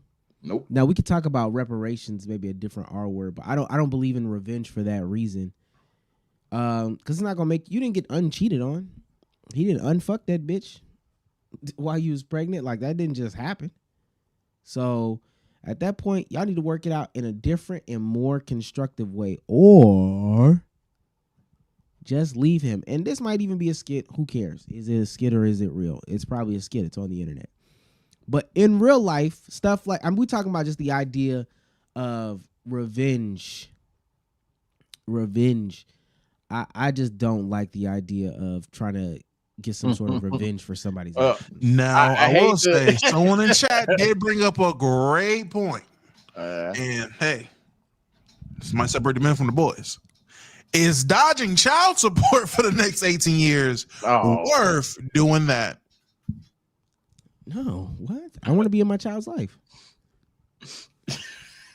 I personally think it depends on the type of person you are and what you're doing. I'm not gonna hold you. What? What the fuck are we doing? Hey man, some niggas just don't got it for real. I feel it, man. That should be crazy. That child support is scary, man. No, it's not. That child support is scary, man. For some people, for dumb niggas, it's scary. A lot of niggas is dumb. Oh my god. I'm not saying for me. I'm not saying for me. I know what I would do. Not that. I'm not talking about for me. But I'm just saying. Nigga said that's a good point for real. No, it's not. No, it's not. This is what I fear on this podcast. And I'm sorry about that. What the fuck? I'm sorry about that. I'm glad that like this just happened though, because I've been screaming about this channel and y'all goddamn clip farms that y'all don't know the harm you do. There is someone back. He was dead ass. There was someone back there that heard you go in your soliloquy and was like, you know what? He is cooking. Yeah, fuck child support. I didn't. Come on, man. Hey, man. 5 years of humiliation. This is the internet. Somebody else gonna get humiliated. 5 years at most, or 18 years. 18 years. And an 18th birthday, you find out he was. Oh, hell no. Yeah. No. Tay, for you, gang, I get it, man. Fuck that child support. Put that sign on. Nigga. If she offers, you know what? I'll play along. The answer is still no, because if she offers that now, I'm like, wait, that's not mine. 18 years specifically? What the fuck? That's not mine. That's not my kid. Yeah, that's the other thing too. Why are you so willing to this 15 seconds of like embarrassment, which wouldn't even be embarrassment, but this 15 seconds of embarrassment for 18 years of payments, like supporting the child? I'm not doing that. First of all, y'all be paying like $20 a month in child support. Y'all gotta stop. Hey, some of y'all do be gassing how much y'all paying in child support, but y'all paying $20 because you only make 60. So that'd be the problem, man. And now we're classist again. I'm not classist. That's real man. shit. It really be niggas out here on child support. And I'm saying again, if you only make $60 and 20 that's going to child support, that's crazy. Oh my God. Your pockets. That's crazy. Boo. On the theme of girlfriends, on the theme of significant others, we have this clip. POV, your boyfriend checks out another girl and tells you about it. Hey.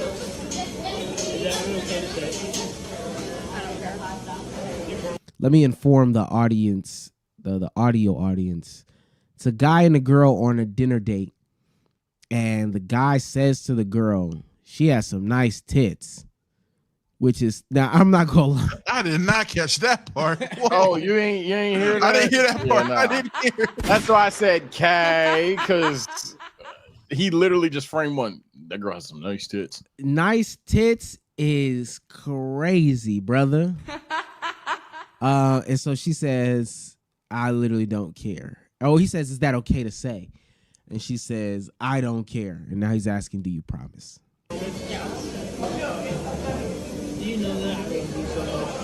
Oh man, no. Do you know that I love you so much? He's driving it home now. Let me play the clip. Let's just play the clip out. Do you know that I love you so much that you actually don't care? Or do you care? Is it that I love you so much is why you don't care? Or do you actually just not care? I know that I'm the first one. Oh my God.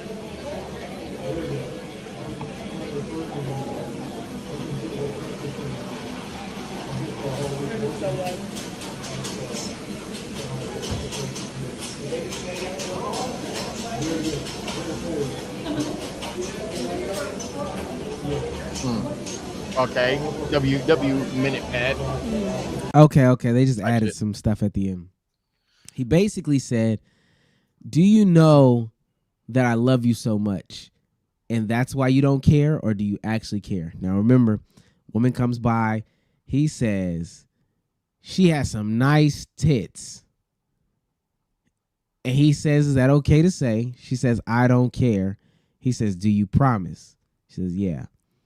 His response was, well, do you know that I love you so much? Is that why you actually don't care? She doesn't really have a response to this. Hot Dog Raw Dog in the chat says, or in the comment section underneath it says, lusting after someone while you're in a relationship is cheating. Do you agree or disagree? Well, I think lusting probably could potentially be, it is probably. Yeah. I don't want you to have a crush on someone else. But like your eyes work. So there's that. Now, do I go on to as a guy just hey, I'm on a date. Oh my gosh, she got some big tits, she got some big ass titties, bro. Like no. Why? Like what is she supposed to say? She just sits there and is just like, damn, bigger than mine. Like what is she supposed to say or do in that situation? I think this is a skit, obviously, yap, but if this was real, he probably drunk. They had a Mexican restaurant. I see endless fucking food on that table. They probably have a couple margaritas in, man. But yeah, homeboy was tripping. I don't think that. I mean, it depends on how bad you're lusting, but I've always subscribed to the belief that I wouldn't do what I wouldn't want my partner to do. If y'all gonna lust together. If that chick got a fat ass, typically you would wait for your girl to notice it and then be like, oh, damn, I ain't even noticed. Damn, she do, and then keep it pushing. Damn, she got some nice tits is crazy internet behavior, in my opinion. Or you just don't got no social awareness or no house training. You was raised by wolves. I don't know what the fuck that got to do with anything. But lusting after people while you're in a relationship, yeah, you shouldn't be lusting after people. Yeah. Unless it's a group effort. If y'all both lusting, is it cheating at that point? Nope. Lusting is such a big word. Like, I don't think people realize what lusting. Yeah, because someone's gonna do lusting versus like cheating and all this other thing. Gang, lust is crazy. Doesn't that mean that you have it's more than an attraction? Like you genuinely like want that person? Strong sexual desire. Yeah. A strong craving for sex. And I think that that's different. You know, we men here.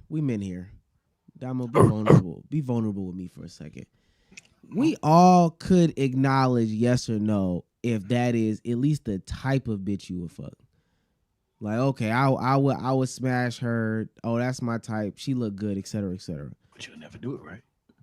The idea of going, oh, I know she would go crazy in the bed. I know her pussy is saying these things.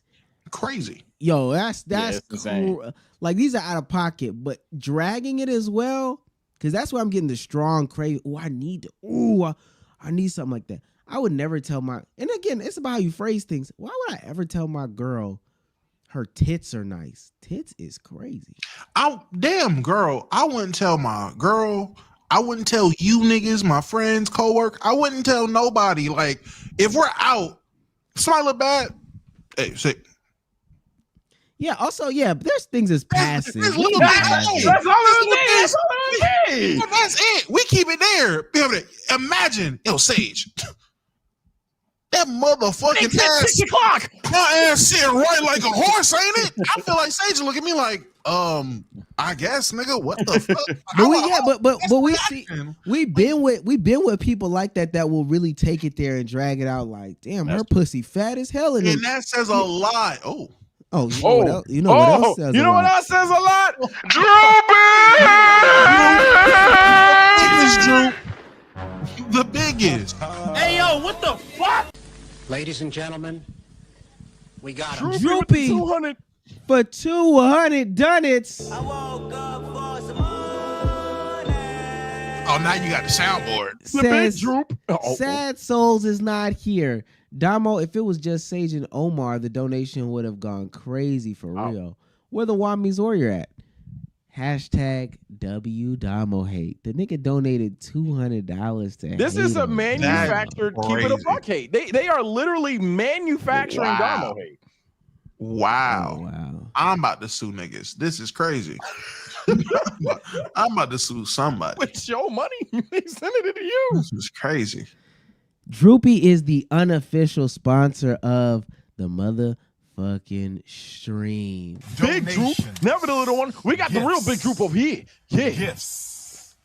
I'm fucking with Droopy. I know you might be mad at Droopy Damo, but Hey, I fuck with it. I fuck with the hate. If you send money to hate on me, send the money. This is getting to top 2 keep it a buck hate arcs, just because while yes, it doesn't feel like the most genuine, it's the consistency and money behind it. It's consistent large donations dedicated to trolling, but at some point, hey man, what's going on? Amounts of money to saying, yo, fuck Dama. What is going on? I ain't gonna lie. I think I recently did something like that with my girlfriend where I might have showed her somebody that I thought was attractive that I think she would think is attractive too. And she even looked at me. I didn't even say nothing. I just showed it to her. She was like, "What are you doing? We've never been that couple. I don't know why you." And I it might be some couples that operate like that. That be, oh, she got a fat, and that be memes. I'm not gonna lie, yo, the internet memes and shit. I hate those internet memes. Oh, get you a girl who can compliment a fat ass with you and da da da. First of all, that's fantasy land. Second of all, you're not gonna like fantasy land. Because when she turned the tables and be like, "Yo, look at his print," you gonna be mad. See, and you ain't that comfortable with your sexuality, but like, damn, he is out here printing. Like you can't say that as a man. You can't. I can. I hate like this I said, podcast, I have been out with my girl and damn, that nigga thick. He is. That nigga stout as hell. Keep pushing. Like no behind it. Why? But that's the type of couple we are, man. Because she the same one that acknowledge a fat ass and then keep it hot. I gotta play it off like I didn't see it. Like, really? Oh, that's crazy. Just out with all that. Y'all niggas mad that they not two-way players. Yeah, that's my thing. Niggas be wanting that girl to be bi so bad until they really bi. Yeah, because there's another way in the bi. Like you gotta. I'm about to say, then you realize she more lesbian than bi. You fucked up, buddy. It be niggas in the group chat. Sometimes we send a woman, and you ain't never really supposed to comment. You just send a woman. You know what I'm saying? You send a woman and you just keep it pushing by. It be one nigga. God damn. 16 seconds in. Who is that? Like those, what's the ad? With tits like those, I think my dick would evaporate. And then what's the ad? What's the ad? Now it's his profile picture. Like, all right, buddy, what are you on? They be doing that. I ain't gonna lie. That's B-Souls and Dre. No funny shit. That's B-Souls and Dre. See them, man. Somebody can't send a woman and just keep it pushing. Niggas will send a woman and then all of a sudden it's the craziest shit they come after him. Yeah, like, I ain't gonna lie. I put it in OTF because I couldn't put it in analytics. I was like, I found this Milkman account on Twitter. I wonder if this would be considered W Milk. I was gonna post it in there, but I'm like, bro, I feel like Souls and Dre about to ask me what's the ad, and I don't have that, and I don't feel like disappointing them. Well, I got a nap for you. I need you to stop.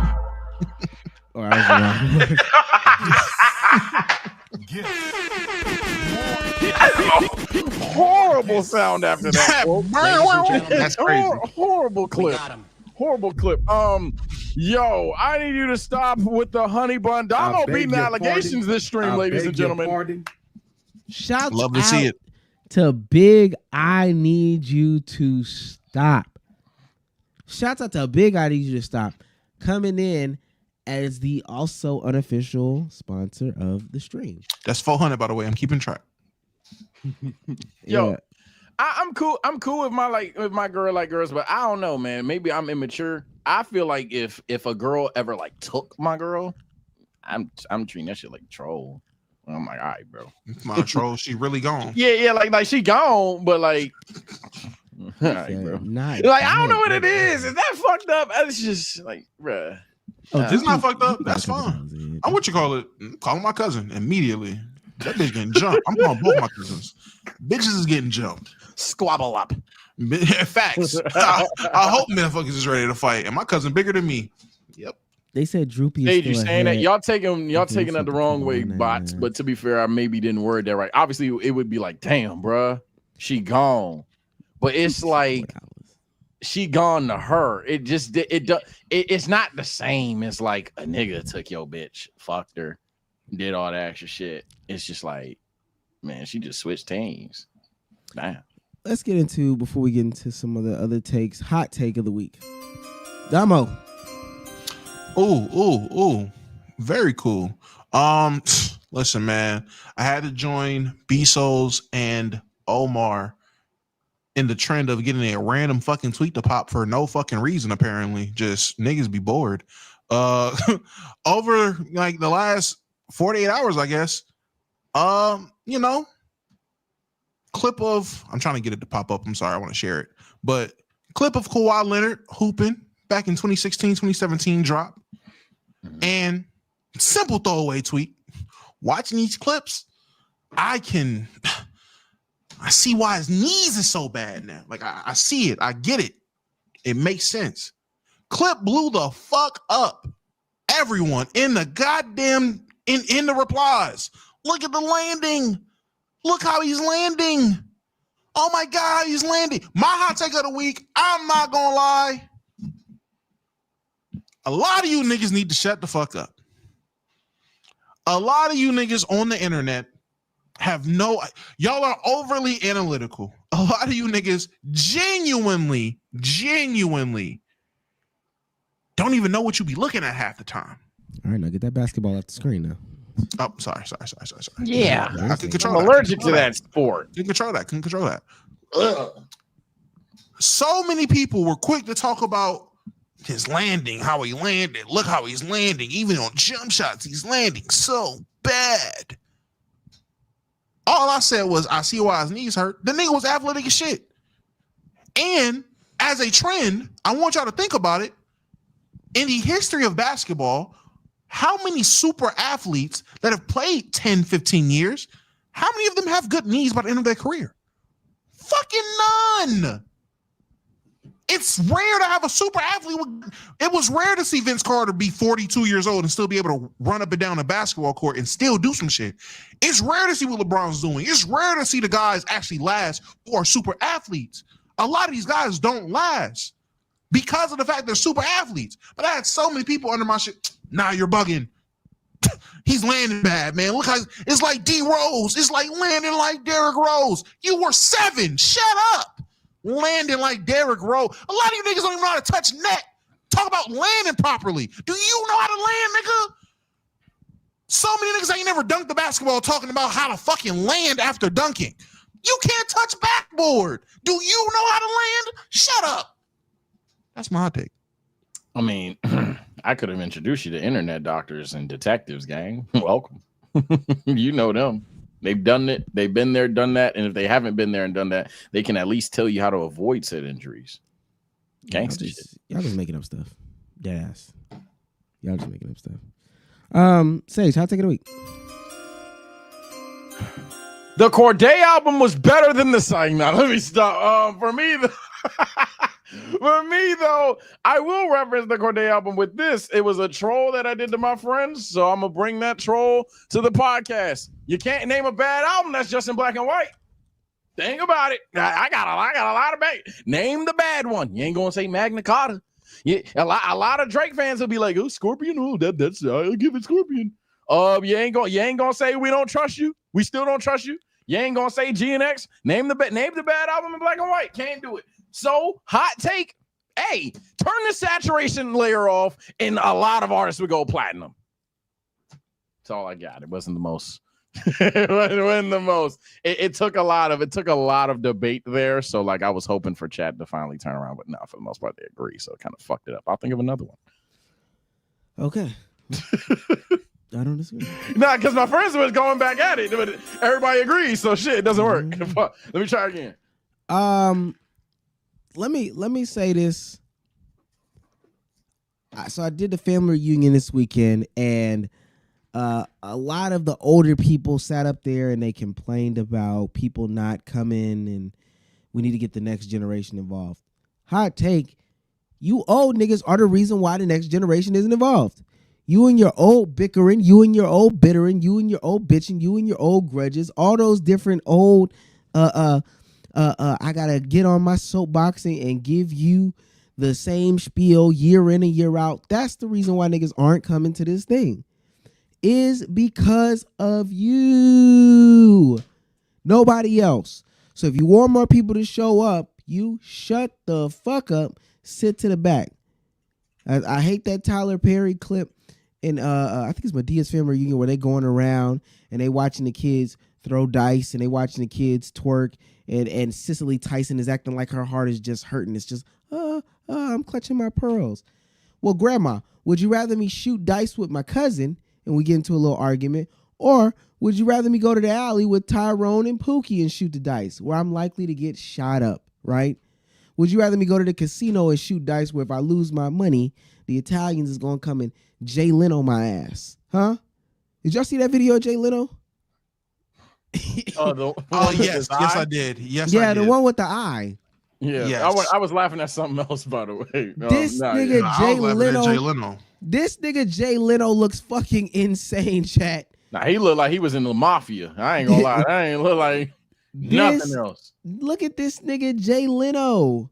He got his ass beat, Chad. This nigga whole side is his whole side is purple. Look at under his eye. He ain't get his ass beat. They burned that nigga. I ain't gonna cap. And then the other side is fucked up. Nigga said, "Oh, I fell down a 60-foot hill." Shut the fuck up. 60-foot hill. Shut up. Name that nigga. Name you owe them niggas money. This is and look, they even did the subreddit found the hill that the nigga fell down. They said this the hill. They said this is the 60. What the hell? They said yo, people are funny on the internet. I ain't gonna lie to you. They really deduced this shit for real, bro. Drop. Jay Leno was that he started trying to shoot dice at the family reunion, and he lost, and they started fucking that nigga up. And the reason why is because his grandma Cicely Tyson was clutching her pearls because he was gambling at the family reunion. At least if me and my cousin get into a fight, he gonna stop at some point, or somebody gonna stop him. Okay, man, fuck them old niggas at the family reunion. That's why I took it. Yeah, Aunt Shirley. Like, oh shit! Thanksgiving is coming up. I guess you know what we should have just. I got my hot takes now. Yeah, I got a better one now. Well, we are gonna do I don't know if it all right, baby. I'll wait. Then we're gonna do a ooh fufu about Thanksgiving food, and we'll transition there. But do your yeah. I'll do a more legit one then, ladies and gentlemen. Yeah. All right, man. All right. Well, Thanksgiving take coming soon. For now, at least. By the way, spend time with your family. Check them on, lock in. But now, I guess, because I'm watching the Baltimore Ravens right now go to war with the Chargers, who nobody expected. By the way, I guess I'll say this, man. And I was talking about this with the Cord the other day. Let me know your thoughts. Hot take. The Commanders are the frauds that you niggas want to troll my team about. When you really think about it, you just like Jaden Daniels, and that's fine. You like Scary Terry, and that's fine. And I'm from the DMV. I love these niggas too. But goddamn it, y'all calling us frauds? My brothers and sisters in Christ, the Commanders have lost to, hey, they had a close game with the Bengals. They lost to the Ravens. They had a close game with the Bears. They lost to us. They lost to Philly, and they just lost to Dallas. You're noticing a pattern. They don't beat nobody for real. The teams that they've beaten, they beat the dog shit out of the Giants. No, my bad. They beat the dog shit out of the Panthers. They did beat the Giants. Like I said, they barely beat the Bears. They beat the Browns, and they beaten the Cardinals in week 3. Yes, week 3. But in terms of like the comp for real or the big games, I'd argue they lost every oh shit, this is gonna be a good game for them. You're like, what's going on? And y'all will call a team that's beating teams, everybody above 500. We have the best record against teams above 500. You're calling that team frauds because what? Stephen A. and Shannon trying to put us in Super Bowl conversations? Gang, not one Steelers fan think we're winning the bowl. So I don't know what store you went to where they sold you frauda. The Steeler Nation know we ain't winning the goddamn bowl. But when it comes to the Commanders, this is a team that a couple of weeks ago, because obviously they just lost, a couple of weeks ago, people were like, yo, Jaden Daniels, the next Lamar and things like that, to the point where Mike Tomlin is sitting there like, yo, calm down. Man, I love what they got going on. That's a young, exciting team. Let it be that, though, bro. But in terms of winning a championship, they're the frauds that you guys are trying to say that the Pittsburgh Steelers are. I don't agree. Losing like that, frauds. Can I ask, in the DMV, what does the V stand for? Virginia. I knew it. To that nigga who told me, "Oh, you say the Virginia? That's not the DMV. Eat a dick, nigga, and cover that bitch in wombo sauce, nigga." Well, here's the thing: Virginia is like the stepchild of the DMV. What could the V? What could the V have stood for though? That's why I asked this nigga. That's why I was like, "What the fuck the V stand for? Not Vermont, nigga. What? It's Virginia. It's not really in the DMV, and you're not really a nigga. Shut up. I'm sorry." Let's get into this Uwafufu. We got another topic or two to discuss too with Fufu because we're not gonna be here Thursday with Fufu type shit. This is, I keep saying Uwafufu. It's a tier list. I don't know why I seen a fat ass S. I'm like, okay, I guess this is a crazy Uwafufu. Listen, man, you know how we do with these tier lists. We don't pussyfoot around. I will say this: we had a white guy make the tier list chat. So not that one. Come on, man. Ain't nothing wrong with my white people Thanksgivings, man. man. Ask what some of this shit is, huh? Absolutely, Damo. I'm about to say I'm seeing way too many foods for Thanksgiving. I ain't gonna lie, I'm seeing a lot of toppings, and I'm like, thank you. I was gonna say, hey, I'm gonna sound fat as hell. I'm gonna sound big backed when I say this. Food, that's a lot of green. What's going on? What's going on? Nigga said it's mad toppings on things that don't. Are those potato skins, nigga? What is Here go Cruz. I just found the one on Tier Maker. I told you about doing that shit, and now you got to get the joke. So you made this. Yeah, you made this, buddy. Get this. Let me refresh the page. You put raisins and potatoes. Hey, let me say this too. Also, to stream East and Meth streams, stop putting Jerkmate as an advertiser. Okay. Stop, bro. Y'all have to stop. I was over there at this family reunion, and my cousin live in the country. She ain't got no cable. My uncle was like, "No, put the game on. Put the game on." I'm like, "Cool, man. Which one, Unc?" I'll put that shit on for real, like Antonio Brown. And as I'm putting it on, in the back of my head, I'm like, "Oh shit, this is not the time for a." Are you in my area? Because it's not even just my uncle. It's my great uncles and aunts. These niggas is in their late 80s, early 90s. And I'm like, yo, this will be the worst time for a white bitch with pink nipples and black hair and mad tattoos to be like, spin the wheel. Hey, nigga sitting there like this. They be like this, talking about spin the wheel.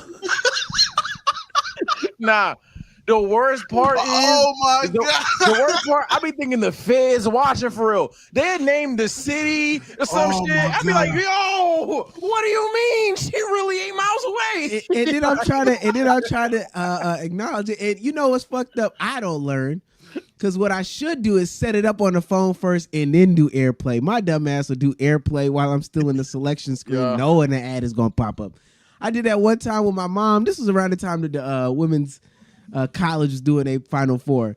Man, that shit popped up. My mom, here you go. So this is what we watching. Okay. Me, chill. Hold on. Let me fix it real quick. Oh, man. Man, Jerkmate, just stick to the gambling. Okay? I mean, not jerk. Stream East, stick to the gambling, nigga. Jerkmate, stick to the gambling.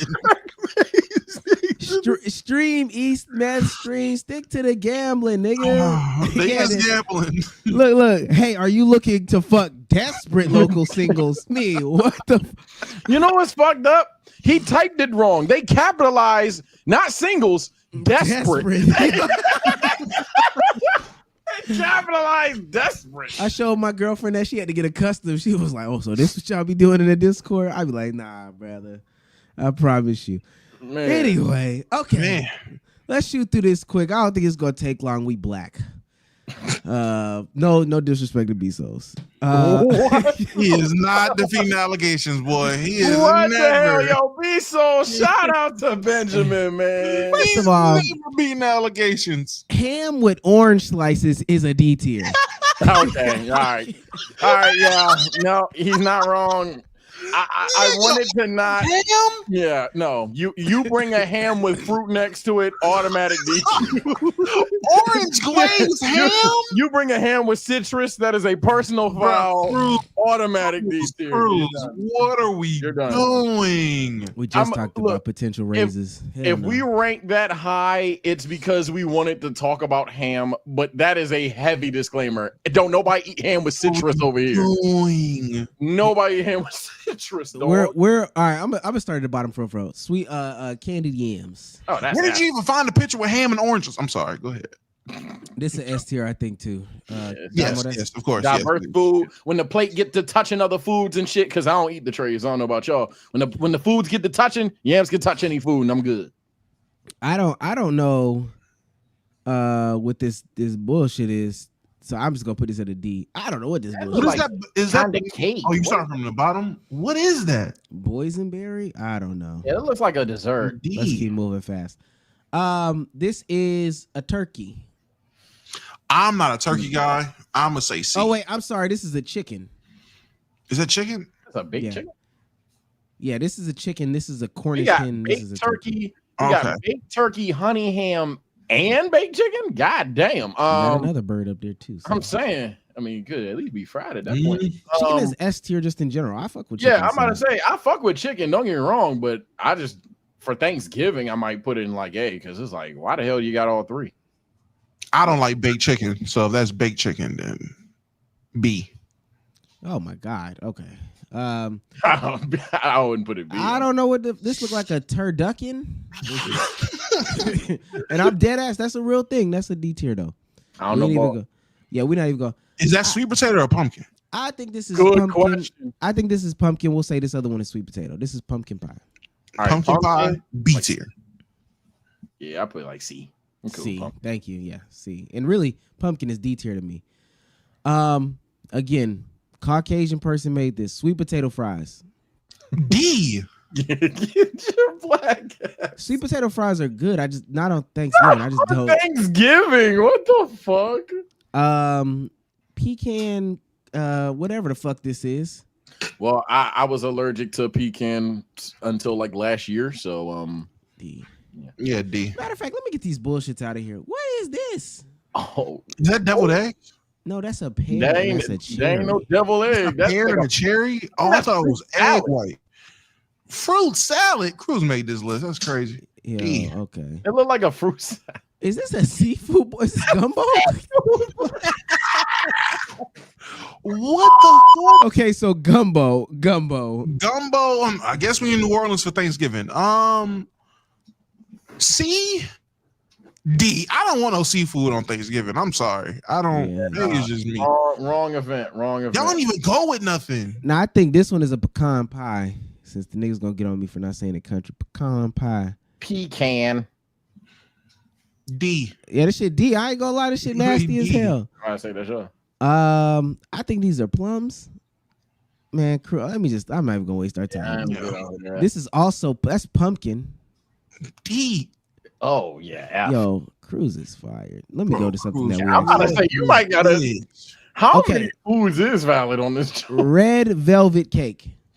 Red velvet. I've been brainwashed by my family because there was a sweet tooth arc in the family. I'm gonna go B tier. I'm not a sweets guy, but I fuck with red velvet. I'm gonna go C. I don't like cake, nor do I like chocolate on this period. Damn, niggas is strict, ain't it? I'm just not naturally a sweets cake, ice cream and cake ass guy, but I do fucks with red velvet. Collard greens. A tier. A luxury. If I was healthy, I would say S, but I'm fat A. Oh my gosh, I have collard greens in S tier, guys. It's probably S tier. I'm just big back, bro. Like when I go back for the second plate, sometimes there's no greens on it. Oxtails? I think these are oxtails. What the fuck? What do I look like? Not too much. Oxtails are good. It's just on Thanksgiving. On Thanksgiving, I don't eat oxtails. D tier. D.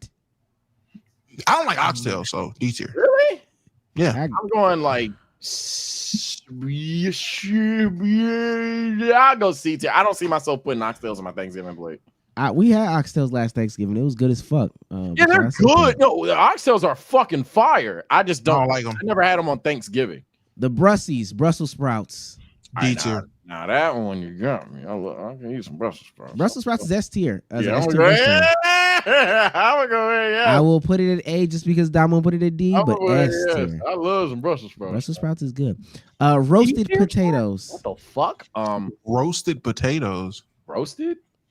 C tier. B tier. Yeah, C. Fuck with potatoes. Roasted potatoes. Damn, y'all kind of strict, ain't it? Dressing. Oh yeah, I'm a stuffing guy. I'm a stuffing guy. I don't like dressing or stuffing, so they're both. I would say D for both. If there ain't no stuffing, that's gonna be my stuffing, and I'm putting that in S. Damo is the only reason why it's at A tier. I have that also at S tier. Sage is right. Mac and cheese. Oh, S tier. S tier. Next. Overrated. Stop it. This guy. Stop it. I'm gonna skip some of these because I don't know what the fuck I'm looking at. Turkey. Is that asparagus? I'm sorry. Yeah, I'm just turkey. That is asparagus. Turkey. Okay, C so tier. I have to rank it B because when done well, it's S, but not a lot of people do it well. So I'm gonna just play it safe and put it at B tier. But a lot of people be cooking dry ass turkeys. Does that make sense? I hope. No, I get it, but people make nasty mac and cheese too. but the floor for mac and cheese is a lot higher than the floor for turkey. I'm not gonna lie. I probably disagree. They probably got the same floor. I'm sorry if you rendered. Nah, you had some bad mac. My guy. You had some bad mac. Like mac worse than damn. Like bad mac compared to a bad turkey. You gotta eat. Pause if needed. You gotta eat like the whole motherfucking bird. But then the pasta is just like a couple noodles. Cranberry sauce. Oh, y'all gonna get mad. Oh dear, A tier. I think this is S. I think this is S. It's a cranberry sauce now, and I ain't mad to put it in S. Dressing boys. Hey, Damo, where you got it? D tier. Oh, okay. Actually, I'm gonna make sure it's in there. Yeah, put that in S for me. Yeah, that's S. Yeah, that's fucking fire. Okay, ham. We didn't say ham. S tier. Yeah. Ham in general. I'm not doing this fucking orange ham shit, but S. Mashed potatoes. A tier. You know, maybe it's me, but like sometimes mash don't be hitting, but in other why so good. I'm gonna go B tier right now though. I'm not in the mash mood. I'm going A. I haven't.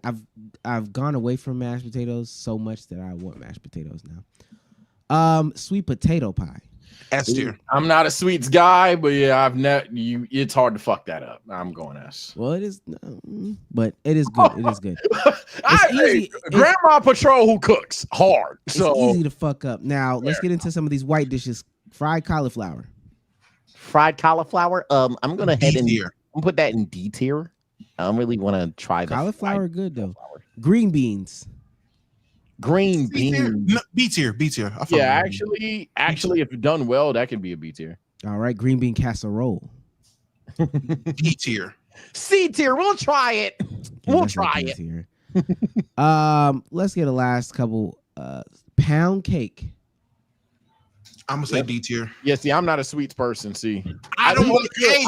I don't like cake. I'm not a cake guy. I don't like y'all cake. just gotta tell people that y'all don't know what y'all doing. I'm just not. I've had pound cake. I've had good pound cake. I just don't like cake. The only dessert that I'll 100% eat is like peach cobbler. I don't know why. I love peach cobbler.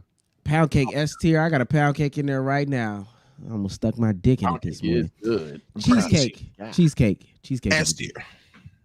You like it over the pound cake? I'm not a cake guy. I'm not a cake guy. You like cheesecake over pound cake? I love cheesecake. Cheesecake is my shit. Cheesecake is my shit. Pound cake is objectively better. So tell you what. No way. What? B tier, cheesecake C tier. Yeah, no way. Niggas taking cheesecake. Did niggas taking pound cake over cheesecake? Yes, Damo. Yes, the pound cake goes way harder than the cheesecake, John. Yeah. Even without pound cake is better than cheesecake. Pound cake or cheesecake? They are saying pound cake. I don't know what the fuck these. Yeah, chat. Spam up pound cake cheesecake. I want y'all opinion. Dead ass. Nigga said cheesecake is not like regular cake. Yeah, I know that's not fucking I don't think ass. it's not. I didn't think it was classified as a regular cake. I didn't think it classified as a regular cake. So No, it's not. It's ass. And that's why I like it, because cake is ass. What are we talking about? Nigga like cheesecake. Exactly. Okay. Exactly. Yeah, I'm saying consistent, y'all look split. They look split, but they leaning towards the cheesecake. No, that's just because them niggas are saying cheesecake is just better, nigga. Cheesecake is better than pound cake. What the fuck are we doing? Okay, brother. Factory is nuts. Okay, so Damo, you had it in. What did you have it? Would you have it? What cheesecake ass? He had S. You had it at what stage? I have it at C and pound cake B now. I got it at D. We can settle at C. That shit is disgusting. Some of y'all ain't South Side guys, and I'm not a South Side guy, but my family's Southern Virginia, and them boys love them some pound cake. Banana pudding. D tier. This nigga Damo is trash. I ain't gonna lie. I can't believe you just said you have pound cake and banana pudding at D tier. I don't like bananas. North Carolina is not the South, ladies and gentlemen. That has nothing to do with it. I don't like bananas. I don't eat monkey food, nigga. I don't like bananas. Niggas eat I don't eat banana pudding. What the fuck? Niggas is from Salisbury, North Carolina, Chad. And majority of this shit will be at my Thanksgiving, and I just won't put it on my plate. My family know who I am. I'm picky. I'm the picky one in my family. I don't like a lot of this shit. Niggas eating chicken fingers. I forgot who we talking to, Sage. We talking to two types of barbecue wings. Oh, come on, man. I was just about to join his side and say I'm not a banana guy, too. I'm not a banana guy. I'm genuinely, I don't like banana pudding, but I'm not a banana guy. The barbecue was crazy. But, yeah, I have to say, while yes, he is two kinds of barbecue, I'm not a banana guy either. I wouldn't even try it. I'm not a banana guy. I think I've had like a bite of banana pudding, and it wasn't bad, but I've had it. I don't like it. I don't like pudding either. I'm not a pudding guy. Okay. Well, we're not eating pudding. Last two on this, because I don't know what the rest of this shit is. Pudding? Sweet potato souffle. Sweet potato souffle. Those look that's like not a sweet potato casserole. Yeah, I mean, same shit. I'm looking at bottom right. I'm sorry. Is you looking bottom right or somewhere else? Yeah, that's what we talking about. Like the real good yams. Is those the real good John? I say that's sweet potato casserole. S tier. Yeah. That shit good as hell. It look like the good John. Okay. Niggas don't like sweet potato casserole now. No, I do, but I don't like sweet. Oh, you talking about Sage? Okay. I'm talking about you too, nigga. I don't like cake. I don't like pudding. I'm naming the shit I don't like. This nigga, I don't like sweets. This is basically pudding.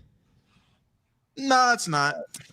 No, it's not basically pudding. It's not hey, there's a reason I ranked that joint high, not them damn. I have to say, what are we doing? Last thing we will rank from this list is apple pie.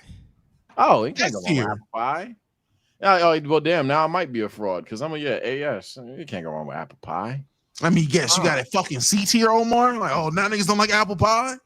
Apple pie is honestly one of the worst of the traditional. Worse than okay. Of the traditional desserts. Of the traditional desserts. What are the traditional desserts? We should probably have a conversation about like chocolate cake, but pound cake, banana pudding, sweet potato. Well, I don't like pumpkin pie, so that would be the worst. Yeah, pumpkin pie. Sweet potato pie, red velvet cake. Pecan pie is definitely down there. I don't. Oh, that's not traditional. You said traditional. But even if traditional, well, you're saying traditional. What you call it? Like Thanksgiving dessert. Yeah. Pecan is a traditional Thanksgiving dessert. And that's but I mean, I don't. I'm allergic. You don't eat it. Yeah. It's a little different. Yeah. So, but yeah, apple pie. Safe haven. Apple pie is like something that when you're a kid, like, oh, okay, this is cool. And then when you become more refined, it's like, oh, there's other cakes. That's what I mean. I guess I'm not refined. What the fuck? Every time I eat apple pie, I'm like, damn, this shit good. I'm a big kid now because that shit still is apple pie. So where y'all putting it? I put it in A. S. I don't think it's amazing, but it's hard to go wrong with an apple pie. I'm sorry. When I'm rating this shit, I'm rating it based off of what the average of me eating it is, which is typically good. I'm not just eating everybody fucking mac and cheese, sweet potato pie, sweet potatoes, green bean. I'm not eating everybody's. I'm eating my girls who can cook, my mama who can cook, my grandma who can cook, and that's typically it. Like, I'm not eating everybody's shit. So you don't try to buy shit one time. These power scaling mac and cheeses and shit, I understand good, but at the worst, floor versus floor. I don't know. I don't know what the floor for mac and cheese. This nigga Damo's going to people's events and saying, "No, I'm not gonna eat. I'm good." I'm good. Yeah, do you do that? It depends on what the event is, and like if it's like a cookout, if it's a cookout, how you fucking up a burger? Like how you fucking up a burger? But they have mac and cheese. There. They got burger and chips. Like they got burgers and chips. They got some hot dogs on the grill. They grilled up some chicken or whatever. Like they got food. I'ma eat. If they got mac and cheese, you know what I'm gonna say? Who cooked it? Who the fuck is Shirley? All right, no, I'm good. I don't know Shirley. No, if I'm at a party, I ain't gonna lie. I don't think you have to eat other people's shit because there's someone in the chat is already typing. You could easily manipulate it to, you eating random people food. But and if I'm at a setting and there's a lot of food there, I'm gonna pray that it's good. And if it's ass, so now what? Now it's ass. What we doing now? Now it's ass. I know the floor. Now I know the floor. Hey, and guess what? That's what we separate because I guess I don't know the floor. You can look at food and tell if it's ass or not, dog. And that's partially true. My thing is, I might miss out on some good mac and cheese. Also, I looked at that list before you went back to the thing. We hold cranberry sauce, and that's gonna be my controversial one. I love me some cranberry sauce, right next to the mac and please or the yams. Got to be next to one of them too. I don't think we hold it. I think you and I have it at S tier. Yeah, I said bump it up to S if it means we could put it in S. Let me say this, Sage. Are you just straight cranberry sauce smooth, or you like the little chunks of cranberries in there? Oh yeah, I need cranberries in it too. I ain't gonna lie. This motherfucker. That's my nigga, man. I've been trying to tell you. I need the cranberries in here too. I don't need the sauce, man. No. We're the bird. We're the bird. Man. Should be making me. All right. Okay. Can't relate. Yeah, we know you can't relate, buddy. We know you can't. I'm with you, Dom, on the sweets, though. I don't got a sweet tooth. I don't know. This nigga don't care about that. I'm about to tell you, you keep saying you with me on the sweets. No, you're not. Some of them, like a lot of them, we disagreed on. We just agree on nasty ass banana pudding. Keep it hot. Like I'm thinking about it. Yeah, you're right. Yeah, because we disagree on red velvet. We disagree. Yeah, true. Yeah, fuck that shit. All right. True. Now we're definitely into the hoops talk before we get up out of here. Fuck. The league changed the rules and it broke the MVP award. New top 5 for the MVP chances came out, and once again, Jokic was leading the pack. Plus, there's a tweet from our friend B Bobby that we have to go over that will kind of outline these things. If he does become the MVP this year, this will place him in a group of 5 players all time that include Bill Russell, Wilt Chamberlain, Kareem, MJ, and none other than my GOAT, LeBron James. Now, off rip, does that sound like a conversation that Jokic should be in? Yes. Well, here's the thing, man, because he ain't like black and he fat, so no. Okay. Yeah, we playing about it, but I just wanted to see where everybody's mental is. B Souls, friend of the show, that's all he is today, says, boo, we need a term limit on MVPs because of this tweet right here. They have Jokic and Tatum tier. People were putting Jokic in there. People were putting Tatum and Jokic tier. They were putting him in those conversations. Tatum and Jokic are the only players leading this season, leading their team in points per game, rebounds per game, and assists per game. People had him in there. They put this graphic out to really show the comparison. And B-Soul said, boo, we need term limits on MVPs. Souls has become a clip farmer on Twitter. I've noticed it. It's Benjamin. What happened, gang?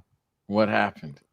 I've noticed this. That's a fact. B-Souls has become a Twitter clip farmer. Now, they're saying that the MVP award has been tainted because the NBA has brought this problem up amongst themselves with the 65 game rule. We can look at this graph right here that I'm about to present. Hold on one second. Let me present to you this graph. I like how we have things right now. It's actually turning out pretty well. NBA players' percentage of seasons with 65 games played since 2020. Anthony Davis at 50. Giannis at 75. Jason Tatum at 100. Jokic at 100. Anthony Edwards at 100. Shea is at 50. Luka's at 75. Steph is at 75. Joel is at 50. Key takeaways from this graph. From any player with 9 years in the league, him and Devin Booker are the only players to play at least 65 games in every non-COVID season. Only Ant and Tatum are as consistent as Jokic. Ant's team had a really rocky start. He's going to have a tough time winning this year.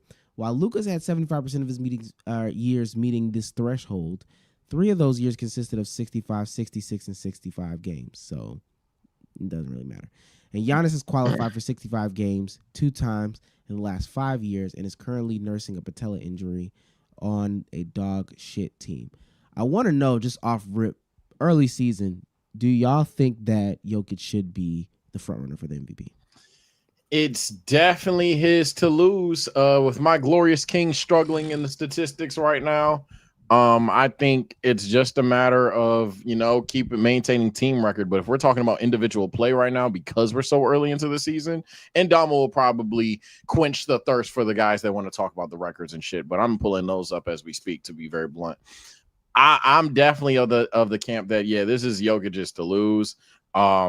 He is hooping at a fuck you level. I did a bit earlier where I was talking about, he's fat and not black, so of course I don't want him to win. Obviously, that's a troll. Furthermore, what I really talked about months ago was my bold prediction that the Nuggets are actually going to go far in the postseason because Jokic is just going to be fuck you better than people. And this is kind of what I'm getting at. Now, I'm not saying that this can't change in the postseason. I know that postseason hot take was us literally hunting for a hot take.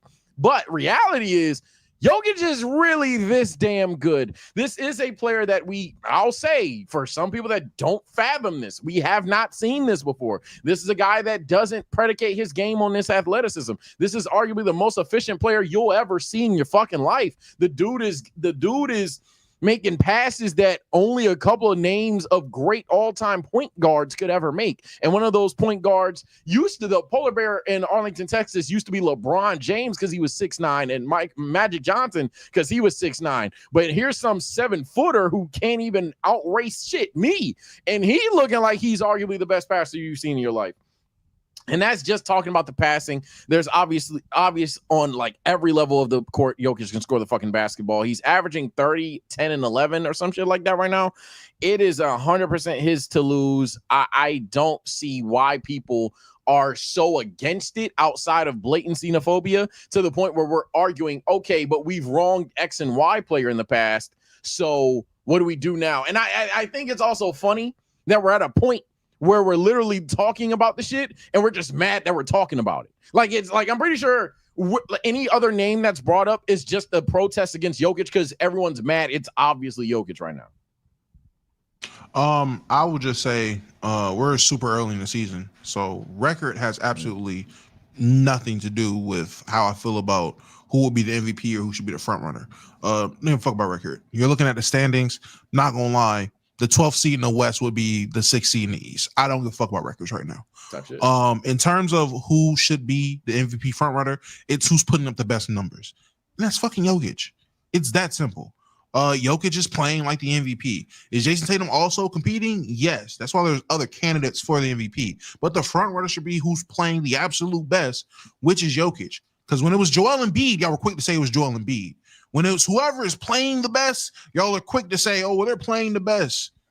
Well, now Jokic is playing the fucking best right now. I'm sorry to tell you. He's playing the best. He should be the front runner. I think Jokic comes in at a time, and this is the where I really want to go with this conversation. Jokic comes in at a time where you put to test the theory of voter fatigue. You would have to go out of your way to not vote for Jokic. Like, you would literally, as it sits right now, I know Damo said there's more to the season that's going on. 30, 14, 11. Efficiency is still there. Defense is, It's defense. But 57, not as bad as the haters say, not as good as the lovers say. 57, 56, 84, 4 turnovers, 2 steals, 1 block, 2 fouls, but that's because he just doesn't even get caught up in the fray. And if they can finish over like a 5 seed, I don't know who else potentially would be there. He puts to test the voter fatigue thing because on the other end of the theory, if you've gone ahead and eliminated every other singular piece of competition due to health, and they might have eliminated themselves too, but at that point, you would have to, you would have to vote for Jokic. Now, the problem is there were time periods in which voter fatigue did set in. So I guess my question is, basically the only competition that Jokic has is voter fatigue. Should that deter people from voting for him this go round? Absolutely not. It's such a stupid, lazy straw man argument.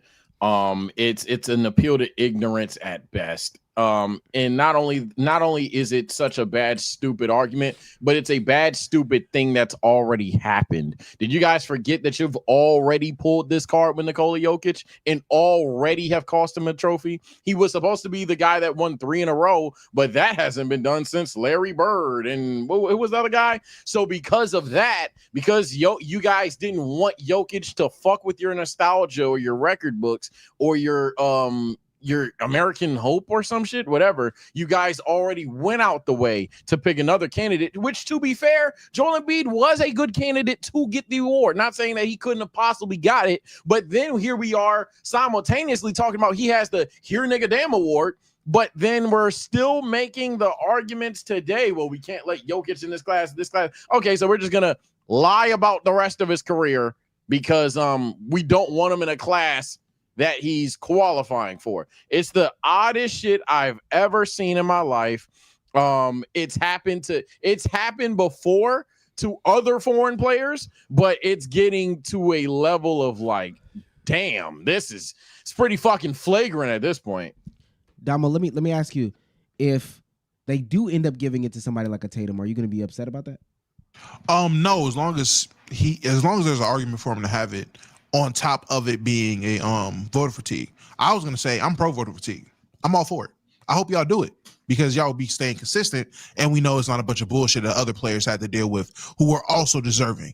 All these years where LeBron voter fatigue was just bullshit, and y'all are admitting that. So I will hope that y'all also keep the same energy when it comes to Jokic, and y'all give it to Tatum if Tatum is genuinely having an astronomical year, or the Celtics have a record-breaking year yet again, or a historic year. And he's the best player on that team. He's putting up good numbers. He does deserve to have it. That is a qualifier. Just have a reason. Don't give it to somebody else and it's just voter fatigue. And second place is Shea averaging 27 and the Thunder are a 3 seed. Then I'm like, all right, bro, that's kind of crazy. Yeah. And let me be clear, Damo. I'm asking you because I'm pretty sure this is what you are. But you're basically saying, hey, y'all, just confirm to me that you were stupid for 2 years, because someone's going to hear you say that and be like, facts, because other players went through XYZ. But you're sitting here saying that it was dumb for them to go through those things. So I just want to be clear for those people, gang, no, it was always stupid. Damo's just arguing, okay, let's be fucking stupid. I'm saying you shouldn't, but regardless, everyone up here and pretty much everyone involved in this conversation knows this is pretty fucking stupid, or at worst ignorant that we're even talking like this, because it's obviously him right now.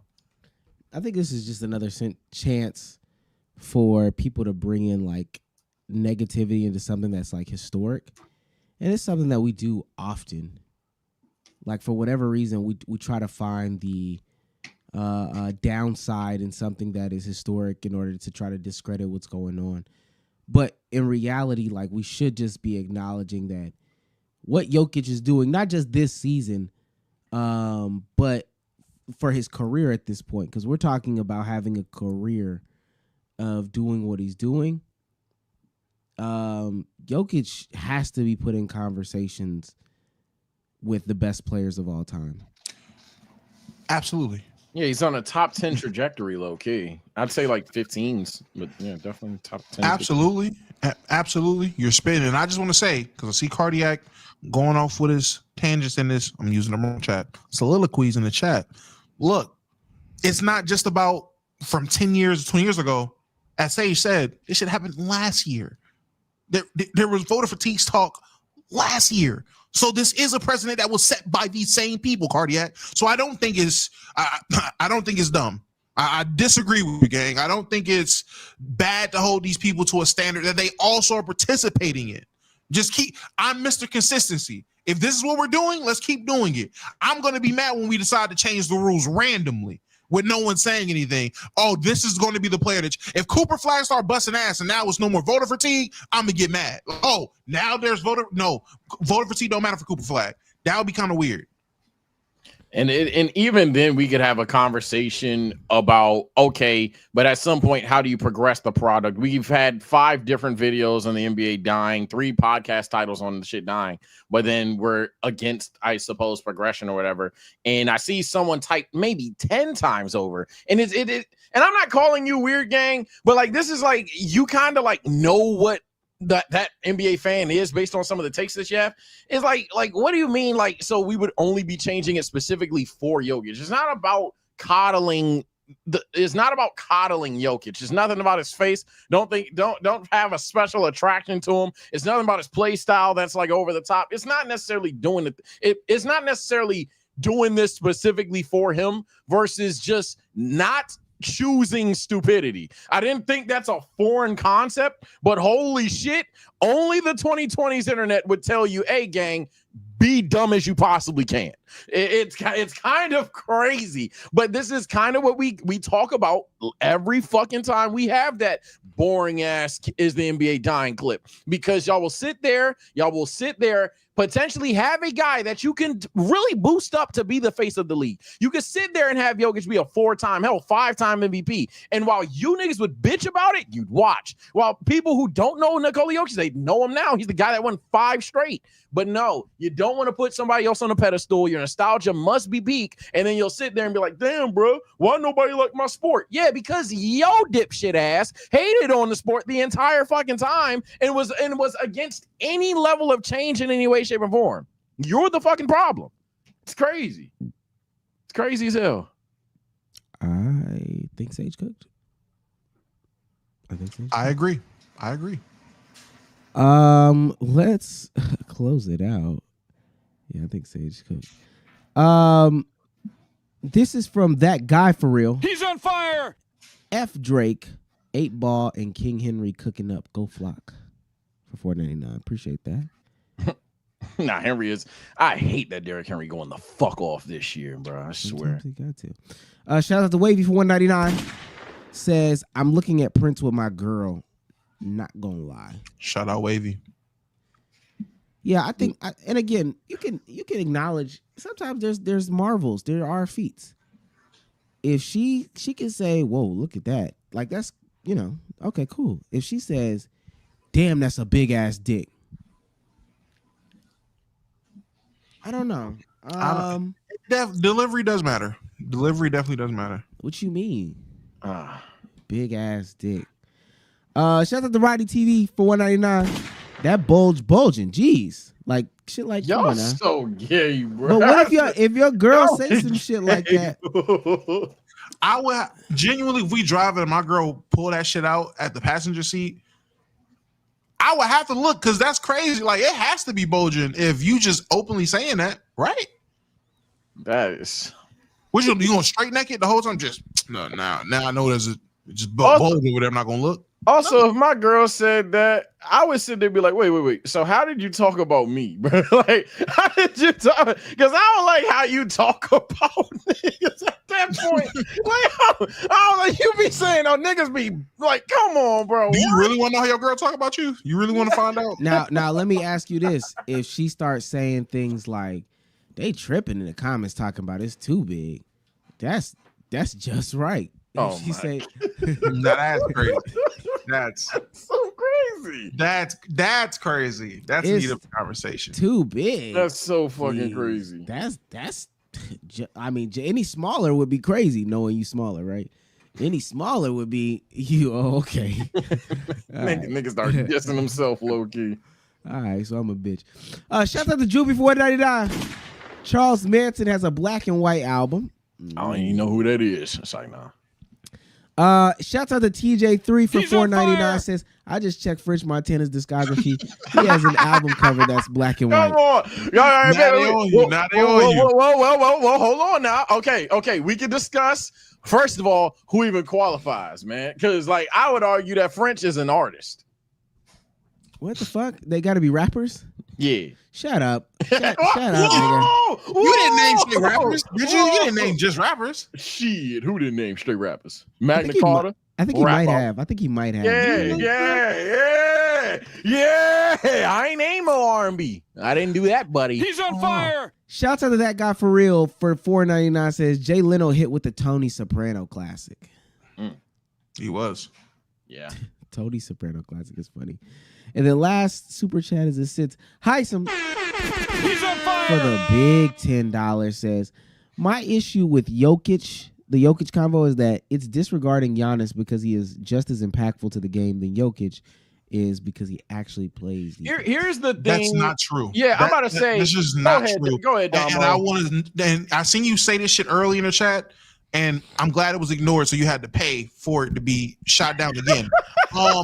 In order for Giannis to be as impactful as on defense as Jokic is on offense, he has to do shit we've never seen be done defensively since like Bill Russell. Like he has to be an innovator on defense at this point.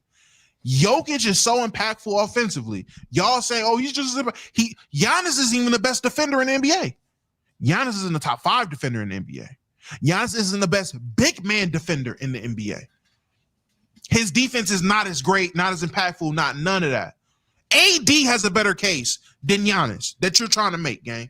Anthony Davis, but you're making it for weak ass Giannis. I'm not even gonna go there with it. I'm gonna keep it short, straight, sweet, and to the point, gang.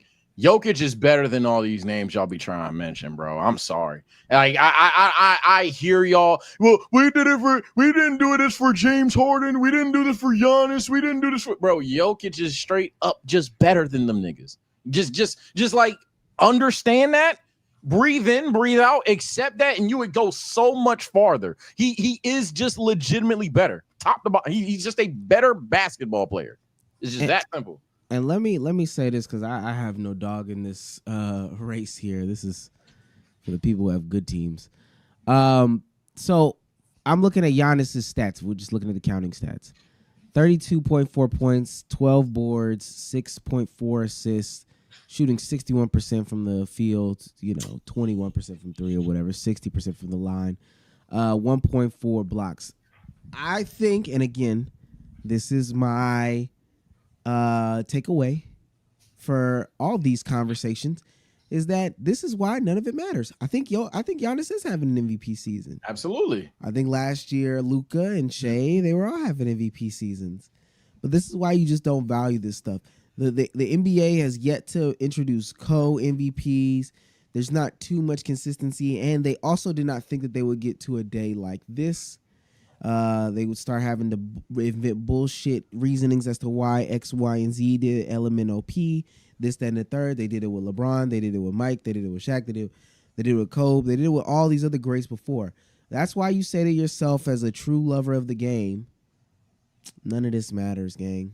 They're having most valuable player level seasons, and we just keep it pushing. I think Giannis is going to be one of those ones where if we look back in a couple or 10 years, we're going to say to ourselves, "Damn, it is fucked up." He only got how many? One? Yep.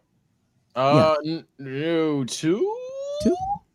Giannis got 2, Ramo. Correct. Off the top of my head. MVPs? Yeah. He got 1. 2. No, he got 2. He got 2. He got 2? Yeah, I thought he got 2. No, he got 1. Oh, not 2. So, but I think that'll be. Yeah, he got a back-to-back. We tripping. And he got a DPOY 1 year and a DPOY second. Yeah, that's what it was. It was the 1 year he did that. Yeah. So I think those are going to be situations where we look at this a little crazy. 1 DPOY, we might look at it as crazy. Kawhi is like going to be, that's why the awards just don't matter, brother. And I hate to be that guy, but they just don't. Yeah, when Kobe Bryant was around, yes, you felt bad that Dwayne Wade wasn't winning like all the other shit. When LeBron James was around, yes, you may have felt bad that Tracy McGrady wasn't in certain bro, it happens, my nigga.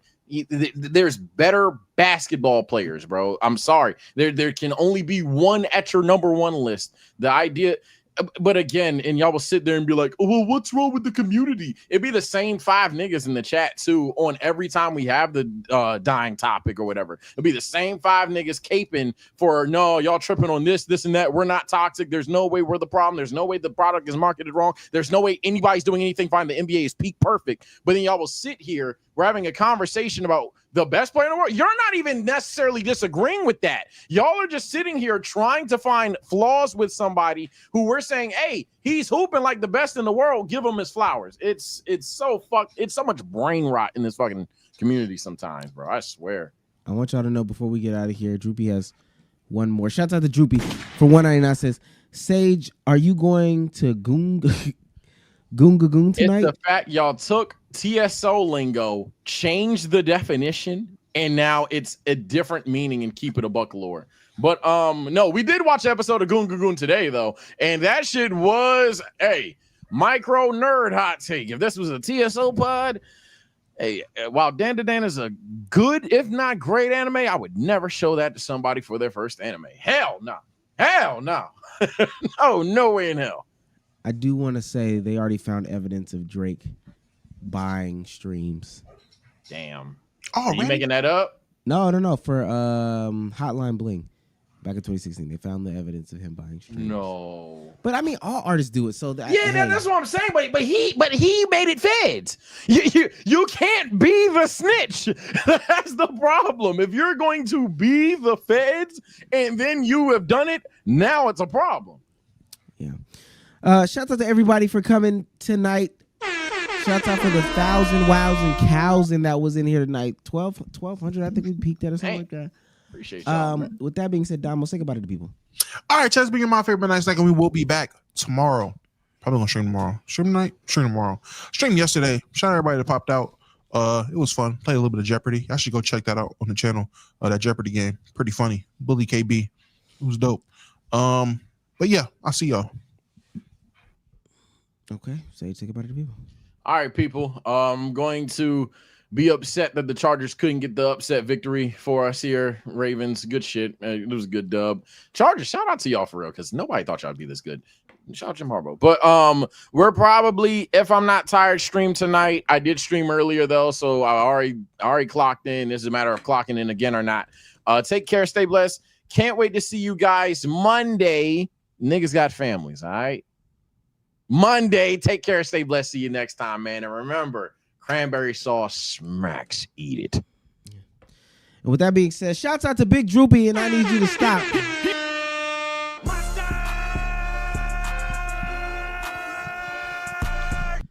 The unofficial sponsors of the stream. Appreciate everybody for coming out. We will not be here this Thursday because of Thanksgiving, of course.